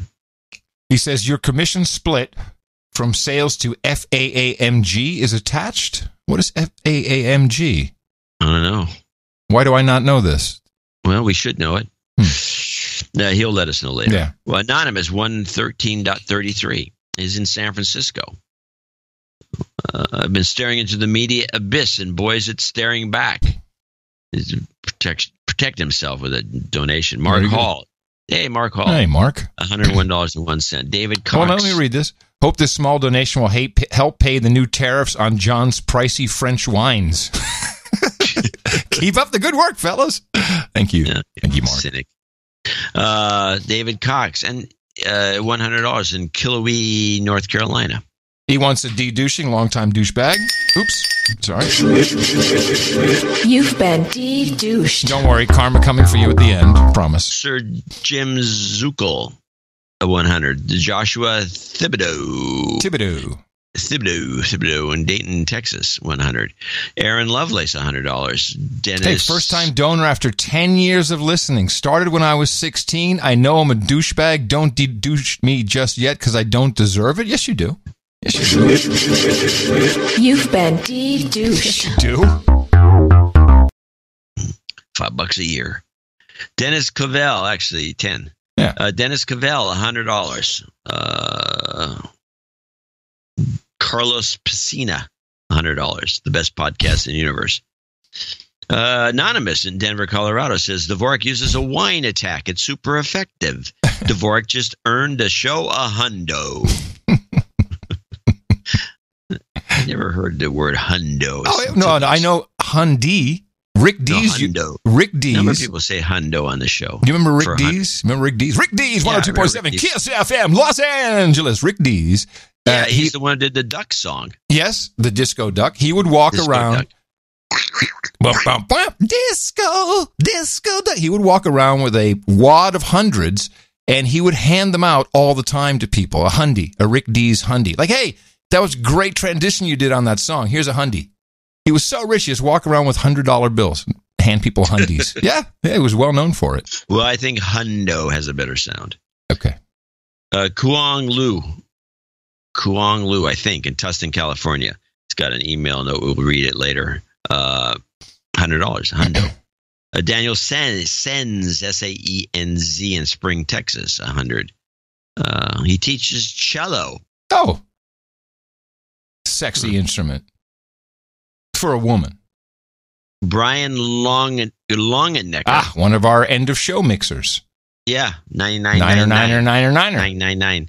Sir Chris Gray of the Isle of Wight in Covington, Louisiana, 8888. Anonymous, 8008. Boob. Anonymous requesting a de-douching. Started and left the show back in the beginning, but I'm back and enjoying it now more than ever. Even started hitting my girlfriend in the mouth. If you're new to the show, that's a good thing. Thank you for the twice-a-week in-depth rundown of the insane media. Please add, girl, didn't you even read my book? Okay, we'll play that somewhere. Anyway, de-douching is true. You've been de-douched. There you go. And get the de-douching button out for Tex in Richmond, Virginia, 8008. He needs a de-douching. You've been de-douched. Kyle Blank in Houston, Texas, 8008, and it's in honor of the boob glitch. Michael Lynch, Sydney, Australia, 8008. Also, saw John's missing boob email. Had to act. He wants a de-douching as well. You've been de-douched. I love that someone's been listening to the show apparently for a long time, has not donated, but oh my God, he missed a boob. Got to donate. fantastic. There's a lot of newcomers here. Yes, it's heartening. It's heartening and disturbing at the same time. Ryan Quick, 7733. Endearing was the word. Yeah. Yeah, endearing. David Bamford in Ash Grove, Queensland, 76. Sir Lucas of the Lost Bits, 75 in Tacoma, Washington. Sir Slarty Bartfast, keeper of the Crinkly Bits in Hope, Rhode Island. With a lopsided boob, 6008. Yeah, 6008. Yep. Yeah, we got to isolate these in special donations. Colton Robinson, 6006. That's the perky boobs or the small boobs. Smallers, yeah.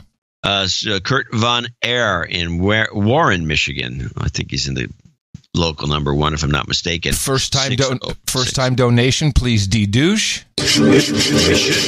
You've been de-douched. Listen to this. These Michiganians are all... Well, he says, I'm donating because the show has greatly reduced my anxiety.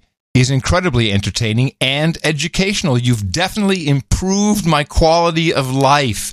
The community aspect of No Agenda, what I was talking about earlier, is totally unique and only possible because of your consistency and dedication. Shout out to the producers from Michigan Local 1 who I met with last week.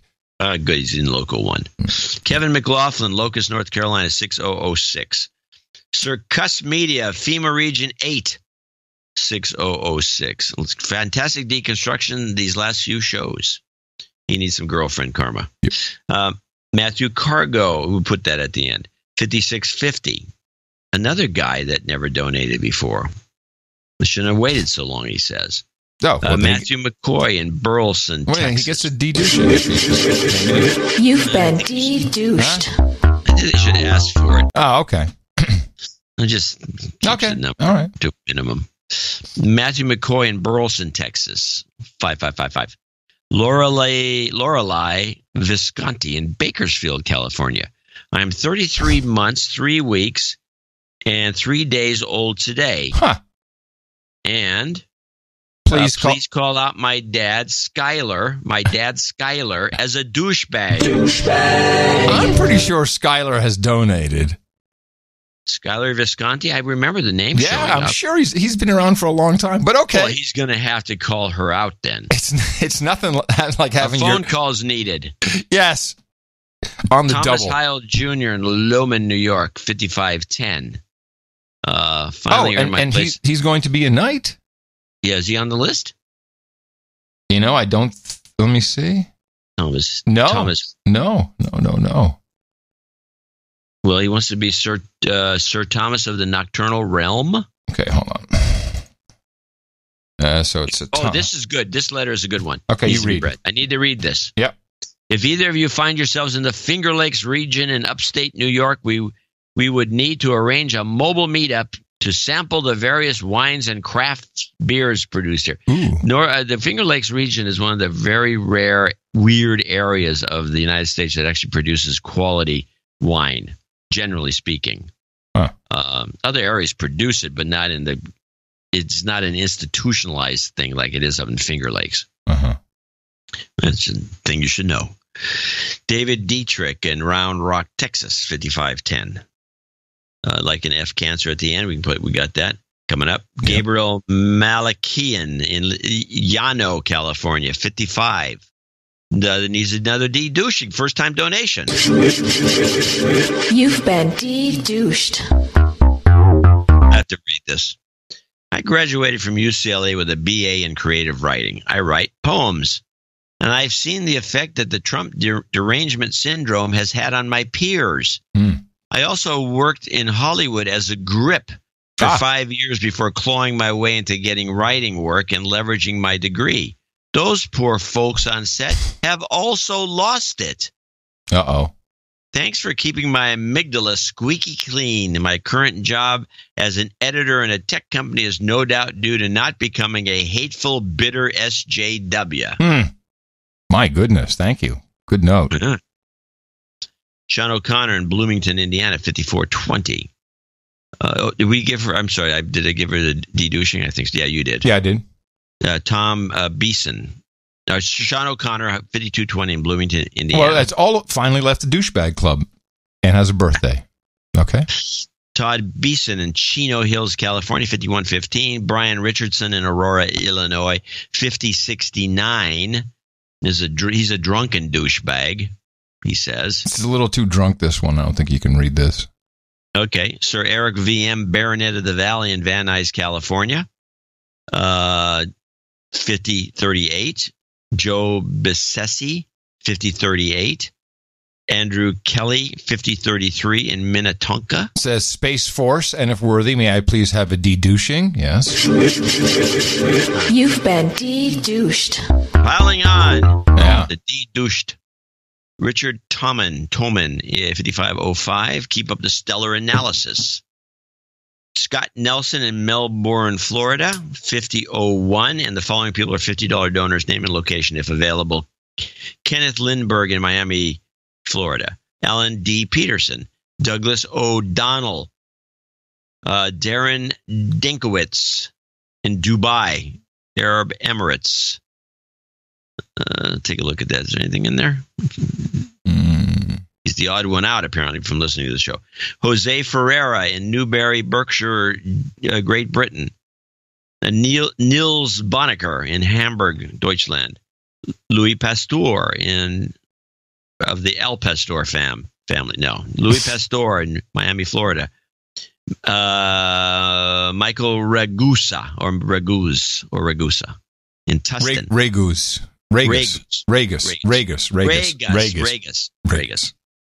Yancey Summerhour in Houston. Arnie Carlson. Andre Adams. William Alcorn, Tomball, Texas. Michael Kleckner in Ewing, New Jersey. Seth Harper, parts unknown. Matthew Lomar in Elwood, Illinois. Lauren Childs in Macon, Georgia. Michelle Winton in parts unknown. Michael Kern in Cypress, California. And last but not least, Mitchell Kaufman in Hillsboro, Oregon. Michael Kern, we need to read his note. Okay. Hi, Adam and John. Sorry. So sorry to hear donations are down. Here's a little extra love in addition to my regular weekly subscription. I finally got around to checking my total donations. I've been a listener since show 1, day 1, and was pleased to see I've achieved knight status and then some. Please knight me as Sir Mike, Knight of the Magic Kingdom. I would also like to recognize my son Jacob for achieving the rank of Eagle Scout, and I wish him a happy 18th birthday. He and I are both train fans, though not quite foamers. So a little train horn for us, and I know that we appreciate all the work you guys put into the best podcast in the universe. And thank you very much, Michael, and congratulations. He's on the list. Yes, and congratulations to your son Jacob. That is no small feat. Yeah, we have an inordinate number of Eagle Scouts involved with this show. Which says something. I know it does. I'm not sure what. We're not quite sure what it says, but it says something. We ever need to learn how to tie a knot. That's right. We're in the pocket. Well, thank you all very much. Thank you, as I said earlier, thank you for, you know what? Everyone who donated today, you clearly understand how the Value for Value network functions. And that by itself is not only appreciated, but you are setting a great example. Thank you very much. Also, people who came in under $50, we always have people who are on our subscription plans. Please check them all out at Dvorak.org/NA. Jobs, jobs, jobs, and jobs. Let's vote for jobs. Hey. Fucking cancer. Fucking cancer. You've got karma.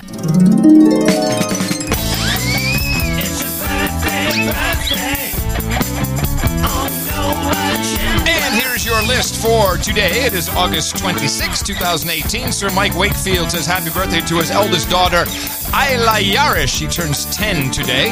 Andrew Davis turns 48 on August 26. Christopher Blanco says happy birthday to his smoking hot wife, Dame Ashley, Lady of the Lake. She also celebrates on the 28th. Michael Kern says happy birthday to his son, Jacob, Eagle Scout, turning 18. And Sean O'Connor celebrates on the 29th. And my very own human resource, my daughter, Christina Valerie Curry, named after her grandmother, turns 28 years old tomorrow. Where has the time gone? Happy birthday from all your buddies and from Uncle John and Adam. And That's what I meant. Oh, there we go. Woo! There's a lot there. We have a number of nights as well, John, so get out the blade. Get out the long knives. The long one. The long one. The long one. Yes, that's Up on stage here on the podium next to our lectern, we need Thomas Heil Jr., Joss Thibodeau, Michael Kern, and Anonymous, and you, the other Anonymous, both of you. Please all step up on the stage because you have contributed to the best podcast in the universe and have Value for Value Network in the amount of $1,000 or more, and therefore, I'm very proud to pronounce the Kate V as Sir Thomas of the Nocturnal Realm, Sir Joss of South Street, Texas, Sir Mike, Knight of the Magic Kingdom, Sir Sheep in the Night, and Sir Up. Gentlemen, for you, we have Hookers and Blow, Rent Boys, and Chardonnay. We got chocolate and peanut butter, cookies and vodka, warm beer and cold women, taquito and tequila. We got bong hits and bourbon. We got vodka and vanilla. We got sparkling cider and escorts, and mutton and mead. And all of you need to head over to noagendanation.com/rings. Eric the Shield is going to make sure we have the right size, send that out to you, and please take a picture of it and tweet it. It really does work. People enjoy it. Title changes, turn and face the slaves. Title changes, don't want to be a douchebag. And we congratulate Sir Daniel, who now becomes a baronet. Today he will be known as Sir Daniel Baronet of the Bayonet, which is a nice little play on words. And thank you for your courage and your support of the program and the work. And again, remember us for our next show on Thursday at Dvorak.org/NA. Yeah. There you go. Very good. So there is some indication, somebody in one of the gossip forums said that the gun thing, the Disney's director, the guy's alleged, the guy made all James Gunn, the pedophile Joker. Yeah, and a lot of these, there's a big crackdown going on at Disney, and you see stuff like ABC's news. Yeah, because according to the gossips, they say it's because Bob Iger, yeah, the guy that runs Disney, is considering a political run as a Democrat. Oh, so they got to clear everything out. Yeah, and he's another of the billionaire Democrats. This is happening left and right. If you want to do anything in the public realm, politics, news, media, or otherwise, really anything in the public realm, you've got to be so squeaky clean, because if someone doesn't like you, or there's just some reason, it could be a competitive thing, it could be because they're competing for a prize, it could be for an office position. You have to make sure that your history is squeaky clean, or even, let's see, where is it? I think I have a story about this, don't I? Yes. This could happen to you. IndyCar driver Connor Daly's NASCAR debut this weekend has been sidelined by a racial slur. Lilly Diabetes has pulled its sponsorship of Daly's car in the NASCAR Infinity race at Road America. According to ESPN, Connor Daly himself did not use the racial slur, but his father, racing analyst Derek Daly, recently admitted to using the N-word more than 30 years ago. Lilly says it's dropping its sponsorship because the controversy has become a distraction. And that's how it works. And they just don't want to be part of the story. 30 years ago, it's not even you. Someone your father in this case, but it could be someone you knew. Yes. That's clip of the day right there. That's the most ridiculous thing I've ever heard. Clip of the day. And the gutless corporations, which again brings us back to our show. These gutless corporations pull the plug on stuff so fast. Yeah. This is Lilly in this case. Yeah. Because this kid did nothing wrong. He wasn't he's like in his 20s. I'm sure he's a rookie racer, so he's not even, it was before he was born that this happened. Yes, yeah, probably. And they pull the plug on him and then it ruins his career. Yeah. This is unbelievable. I know. It's unbelievable. And this is why we can't have sponsors. And, we had some jerk wrote a note in saying, I don't have it in front of me. He says, I can see why you have lousy donations. You guys are just a couple of Trump shills. Yeah, that's right. That's us, man. Good luck.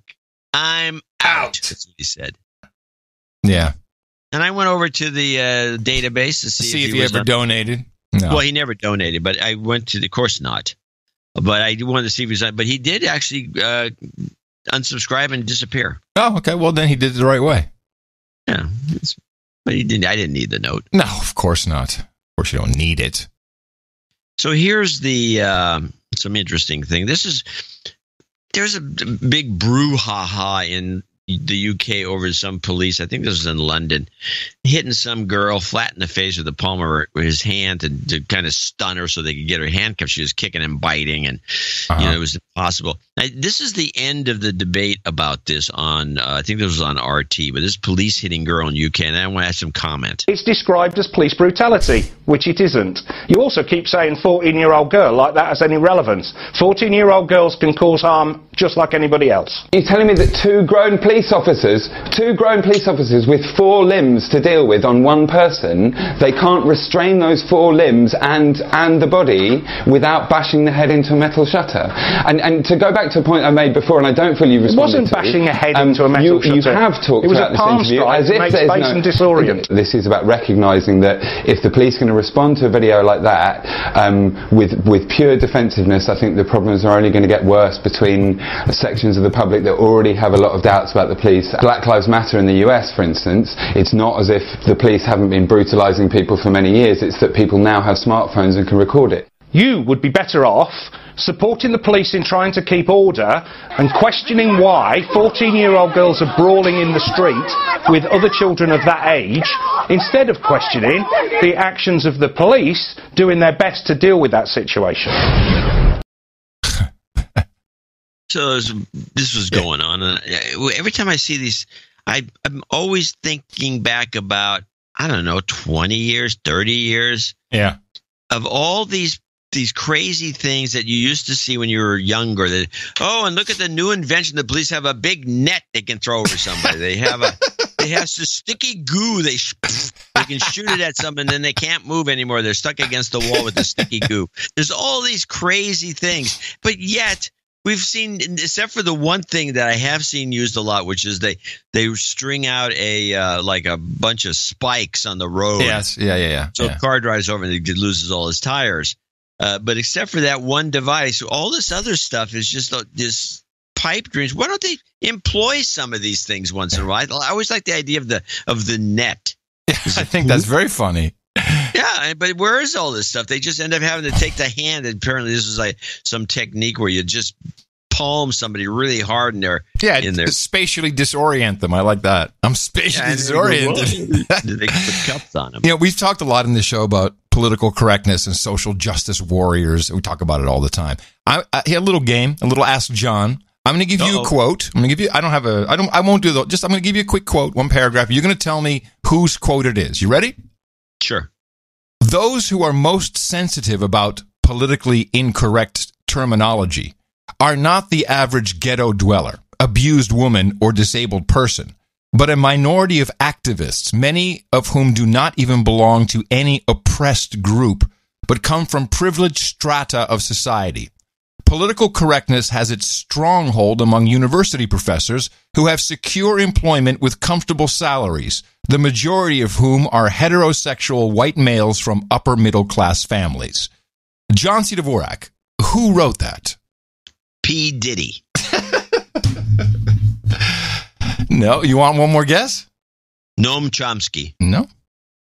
I have no idea. Wait. Jordan Peterson. Nope. This is to be found on page 2 of Industrial Society and Its Future, written by Professor Theodore Kaczynski, also known as the Unabomber. Yeah. Thank you, Sir Bemrose, for reminding me of that. How about that? Good quote. It's a good quote. I'd forgotten all about it. Yeah, super nailed it. Written in the 80s. Yeah, this thing's been going on for a while. Hey, none of this is new, people. Yeah, I have another 3-parter, and I really must say, this episode of Bill Maher's show, if you can stomach it, the whole show is worth watching. David Korn was on promoting his book. I mean, it was just, we could just play that. Did he lose his job because he was like a sexual predator? Oh, heralded. on this show. I'm not going to play clips from him, but he was on. It was some woman who wrote a cookbook who was completely unhinged. It was a great episode. If you're into that kind of stuff, which is what we do. Kara Swisher was also on. Kara is, of course, the Recode founder and she co-founder. But she also is now, she's expanded her own brand and writes op-eds for the New York Times, or maybe even journalistic pieces, I think, as well. She appears everywhere, and with the big face bag scandal, she's been on MSNBC a lot, talking about her own articles, of course. And she came on to talk about face bag and Zuckerberg specifically. And I think I can't wait to hear your opinion of some of the things she's saying here. And we do have to note that when it comes to Silicon Valley, she may have a bone of contention or a bone to pick, because she was married to former top Googler. What's her name? Megan Smith. Yeah. Who was also the CIO of the United States of America under the Obama administration. And they divorced, so she may have I'm just putting that into context. I don't know, but she might have a bit of a beef, like screw Google. I don't know, but maybe. She comes on as the second special guest. She sits next to Maher when the panel's on. Oh, right. That's the one that comes out last. Yes, and this is about the purge and about what Facebag is doing. And I thought it was very enlightening to hear all this from her. You need ID to buy groceries. Yes, you do. We know that. Why don't you need ID to prove who you really are on Facebook or Twitter? Because it wouldn't make them so many billions of dollars, I guess. I don't know. I mean, it's a really problematic... That's the only reason. That's the only reason, is that this has been a thing that's been built from the beginning to operate the way it does, which is to do growth at all costs, and also take away your data privacy from you. And that's what it does. So there's no way we can shame them into doing the right thing?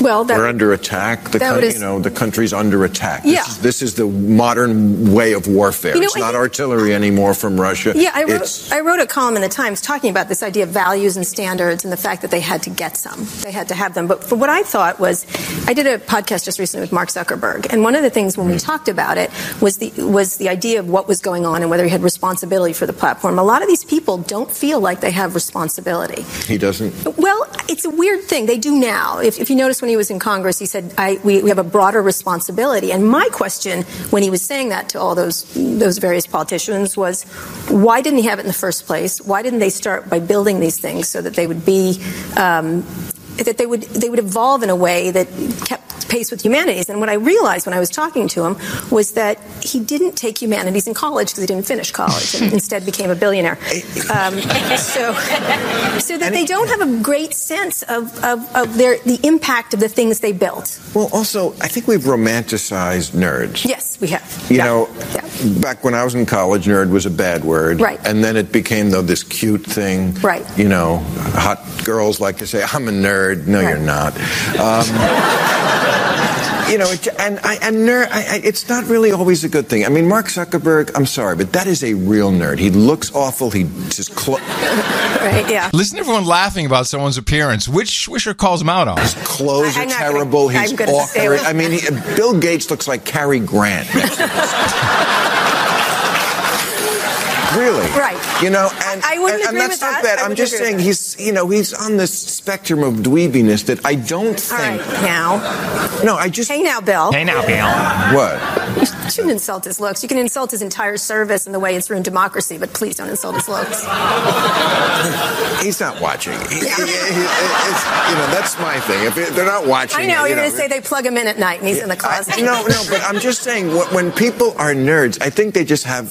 That's what part of nerdiness is. You have trouble relating to humanity, and I don't think they very often have a great sense of humor. Yeah, it's called an EQ. They don't have an EQ kind of thing. Right. What I think it is that they don't. I try to talk to them in the language they talk to. So I often try to use like Marvel comics and various things like that. This is a takedown, man. What I like to do is insulting. Just for the left to be doing this is just shameful. Oh, and it gets worse. This idea, which is actually a Voltaire quote, but I don't bring that into the discussion. discussion with them. Because they're too stupid. Which is with great power comes great responsibility, which was Peter Parker's uncle.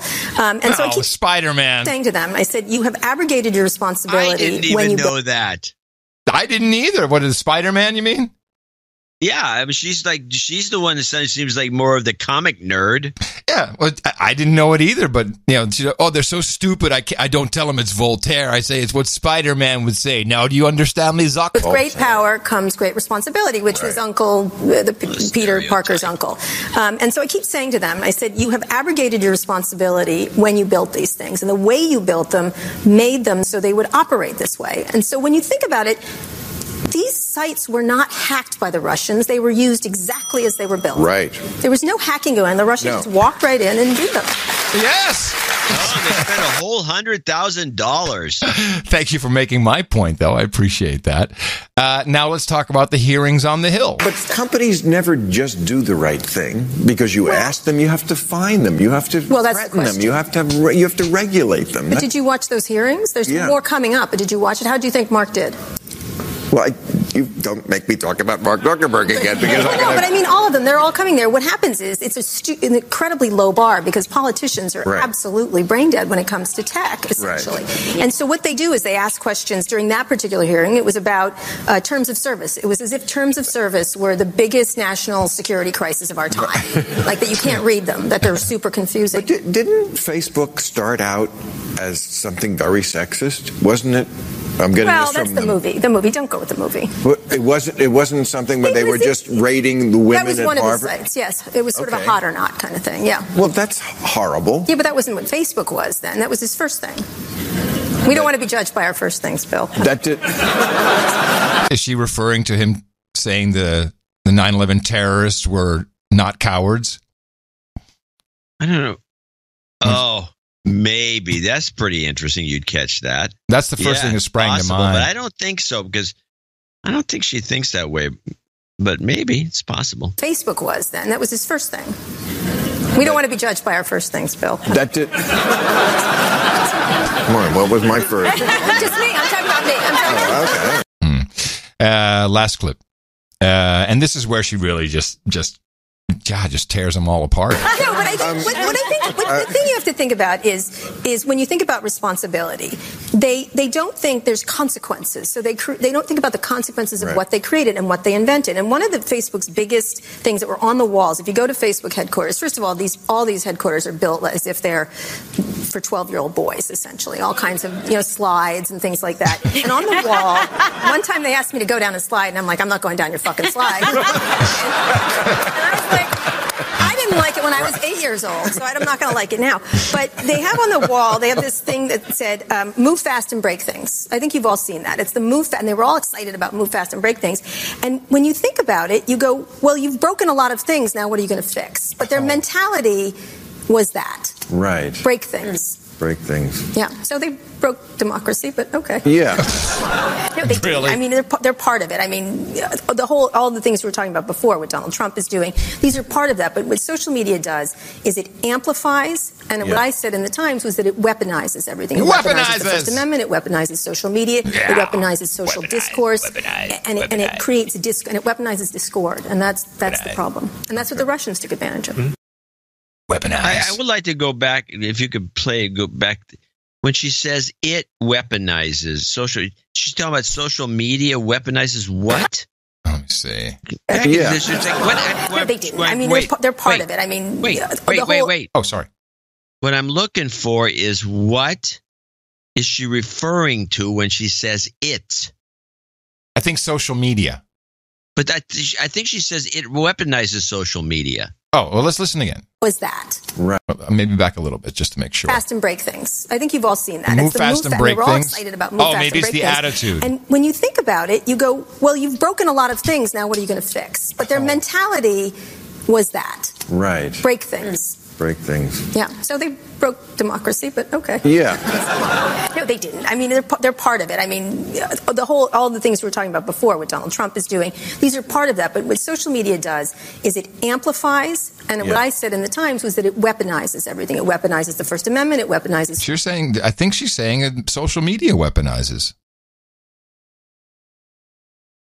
I'm getting that too. I mean, that's what she said, the way the structure is. But how does social media do anything? It's just a neutral. It's not like a thing that can weaponize anything. It just exists. No, social media exists in a vacuum. Mm-hmm.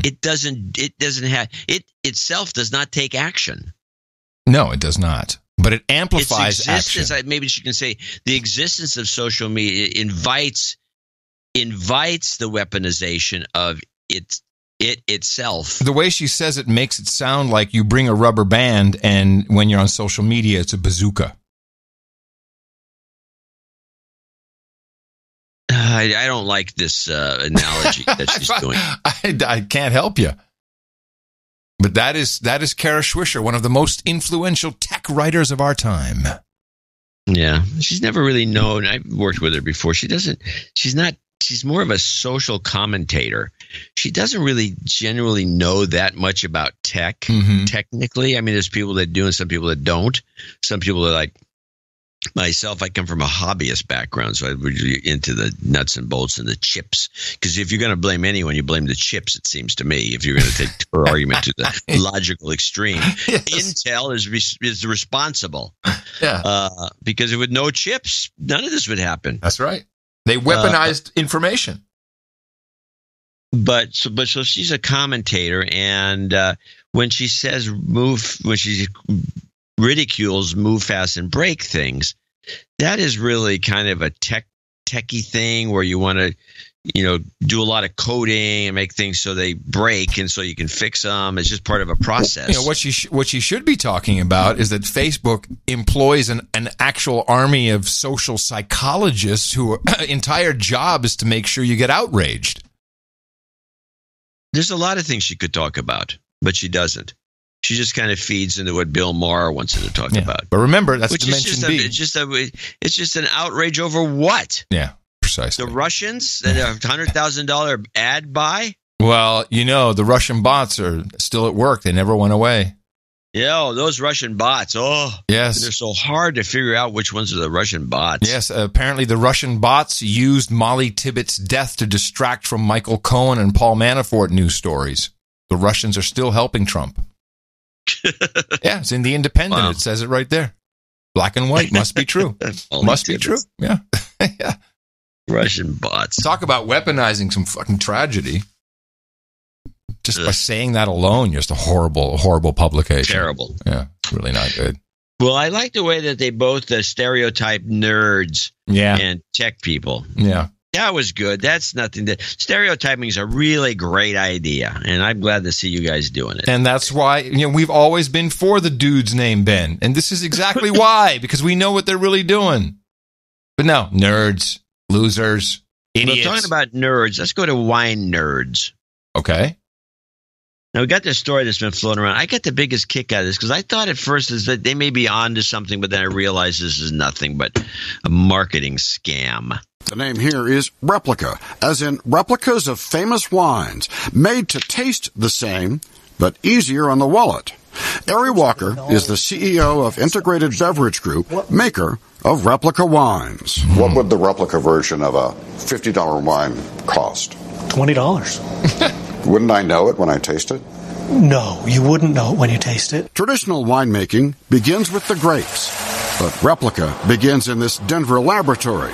Here, famous name wines they want to replicate are analyzed down to parts per billion, overseen by Sean Callan, Director of Operations and Quality. There are a lot of chemicals in wine, and they can tell us a lot of different things. And these chemicals tell us things like what? Well, things aroma, like taste. Yeah, both taste and aroma. So these chemicals, your brain will tell you smell a certain way, or they taste a certain way. And we're able to map it out and say, this wine is this buttery, this oaky, has notes of green apples in it, has a certain amount of dryness to it, the heat from the amount of alcohol. Callan and his team create a chemical map of the distinctive flavors and aromas. Then Replica mixes its grapes to match the analysis. Now, before you deconstruct this, a lot of people may not know that you are an accomplished wine connoisseur. You have been a judge in wine contests. You have been a collector for as long as I've... What? Paid judge. Paid judge, not just some schmuck. I respect, not only I, but many people, when we're out and about, I sometimes take a picture of the wine menu, say, John, here we are, what do I drink? And you're a very generous person when it comes to that. You will always help someone find or pick the white wine, and it's always under $100, otherwise it's a ripoff for sure. You know what you're talking about. Go ahead. We got to continue. Oh, that's the end of the clip, so I'm waiting. That was the end of the clip? Yeah. Waiting. I go through all this trouble getting this clip. Okay, so let me finish the clip for you. So they go with this guy doing the report. He says, let me taste some wines. And they show a lot of B-roll where they show a bottle of like Richebourg or Echezo or one of these like $200-$300 bottle of Pinot from Burgundy. And then they show the wines that they're replicating. I don't know why they showed these other bottles. The wines they're replicating are like these pretty run-of-the-mill, cheap kind of house wines that you'd get in a bar someplace, a good bar, but like Miomi, that some people like to call it, Pinot from the Kaimus people, and these kinds of wines. They're not that special. And so the guy doing the reports and tasting with this expert, and he says, "Oh, I can't. Oh, you're right. The other one's better. It's better." And then they follow up with the guy saying, "Well, I'm not going to end the report there. I'm going to take these wines and the replicas and do a blind tasting with my neighbors." And so at the end of the report, not one neighbor thought any of the replicas, with the exception of maybe one white wine, was any good at all. So this was a story that was obviously used to promote some brand of wines that they've been messing with. This is not even what they're trying to do. I'll put it mildly. Is not possible in a million years. Great wine is a witch's brew of weirdness based on the number of yeasts involved, and they're all spitting out their own little version of alcohol, which all taste different. And anyone who's ever been to, when you do a lot of tasting, if you go to a beverage tasting and you go, it's remarkable. But if you line up 10 vodkas, they all taste different. You'd think vodka's vodka, but no. Vodkas are extremely different tasting from one to the other. That's why people like one or the other. And by the way, the Kirkland French imported vodka is Grey Goose. So they say. I think it tastes slightly different, but it's good. Anyway, to get back to it, this is not possible in a million years. Not possible. It won't happen in anybody listening to this podcast lifetime. I don't think it'll ever happen. Perfect way to end the show. I mean, do you get a scala of information during these 3 hours that we're together twice a week? I think so. If it was of any value to you, let us know. And go to Dvorak.org/NA. Thank you all very much for participating again today. Thank you, Troll Room. Thank you, Back Arfus. We have on the stream, noagendastream.com coming up. We have Who Are These Podcasts, which is a fun show to listen to. Deconstructing podcasts on the stream, noagendastream.com. And coming to you from downtown Austin, Texas, capital of the Drone Star State, FEMA Region 6, on the governmental maps in the 5x9 Cludio in the common law condo. In the morning, everybody. I'm Adam Curry. And from northern Silicon Valley, where, we haven't seen the sun for the last week. I'm John C. Dvorak. We return on Thursday right here on No Agenda. Remember us at Dvorak.org/NA. And until then, adios, mofos.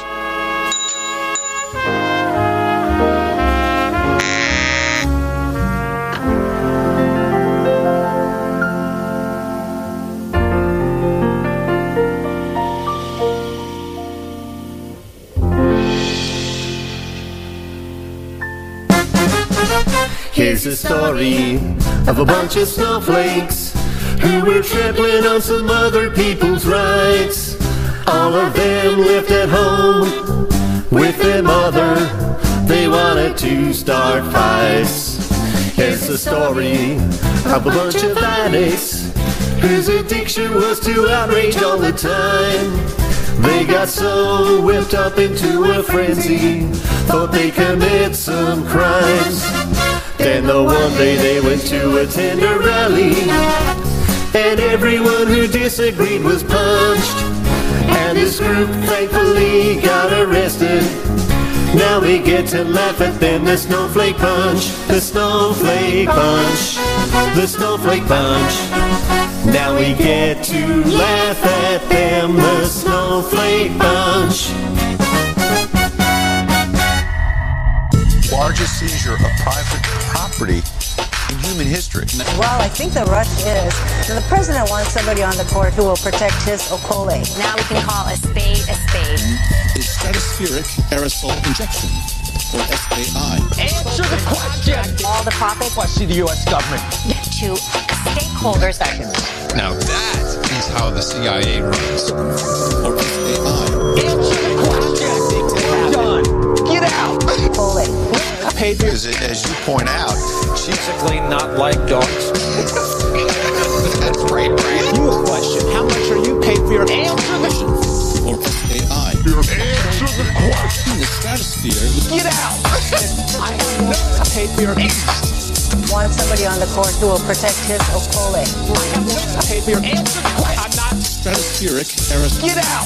Them because it's profitable. Yeah. It's actually the first and a contract. She brought with her a poodle. Big gig for being a something to do with the poodle, but I was government pay mine not to happen. In SAI, a method of seeding the stratosphere. Get out! I'm not talking about relationship with the government. He's actually the first got married to his. She brought with her a poodle. It involved my security clearance. Didn't want to have anything to do with the poodle. He resisted the dog. He we clear. Well, I'll get out. Do it. That everybody want to be honest about that. Lightweights. What do you mean lightweights? Oh no, San Francisco's got them. They got RVs, they got trailers, they got people living in their cars, they got people on the streets, they living in tents, they're shooting up. It's unbelievable. Hundreds of thousands of homeless eating from garbage cans in America. Woo! And pooping on the streets in San Francisco. And then there's nothing better when you're pooping on the streets in San Francisco. Calling out around the world. Be careful where you put your feet. Summer's here and the smell is right. Pooping in the streets here in San Francisco. Drop one in New Orleans. The New York shitter. All you need is homeless, more homeless, and junkies everywhere. There'll be crazies crying and feces flying, moving in the streets. It doesn't matter if you're there, just as long as you don't care. Come on, everybody, take a dump and blame it all on President Trump. Yeah, we're pooping in the streets. Come on now, we're pooping in the streets. How did anyone know that the bag of poop on a San Francisco street, how did anyone know that it was 20 pounds? Because like 20 pounds of human waste. Like, did anyone? Hey, no, you're walking down the street. What is that, Bill? Oh, it looks like a bag of poop. Hold on a second. I've got a postal scale with me. The best podcast in the universe. Mofo. Dvorak.org/NA.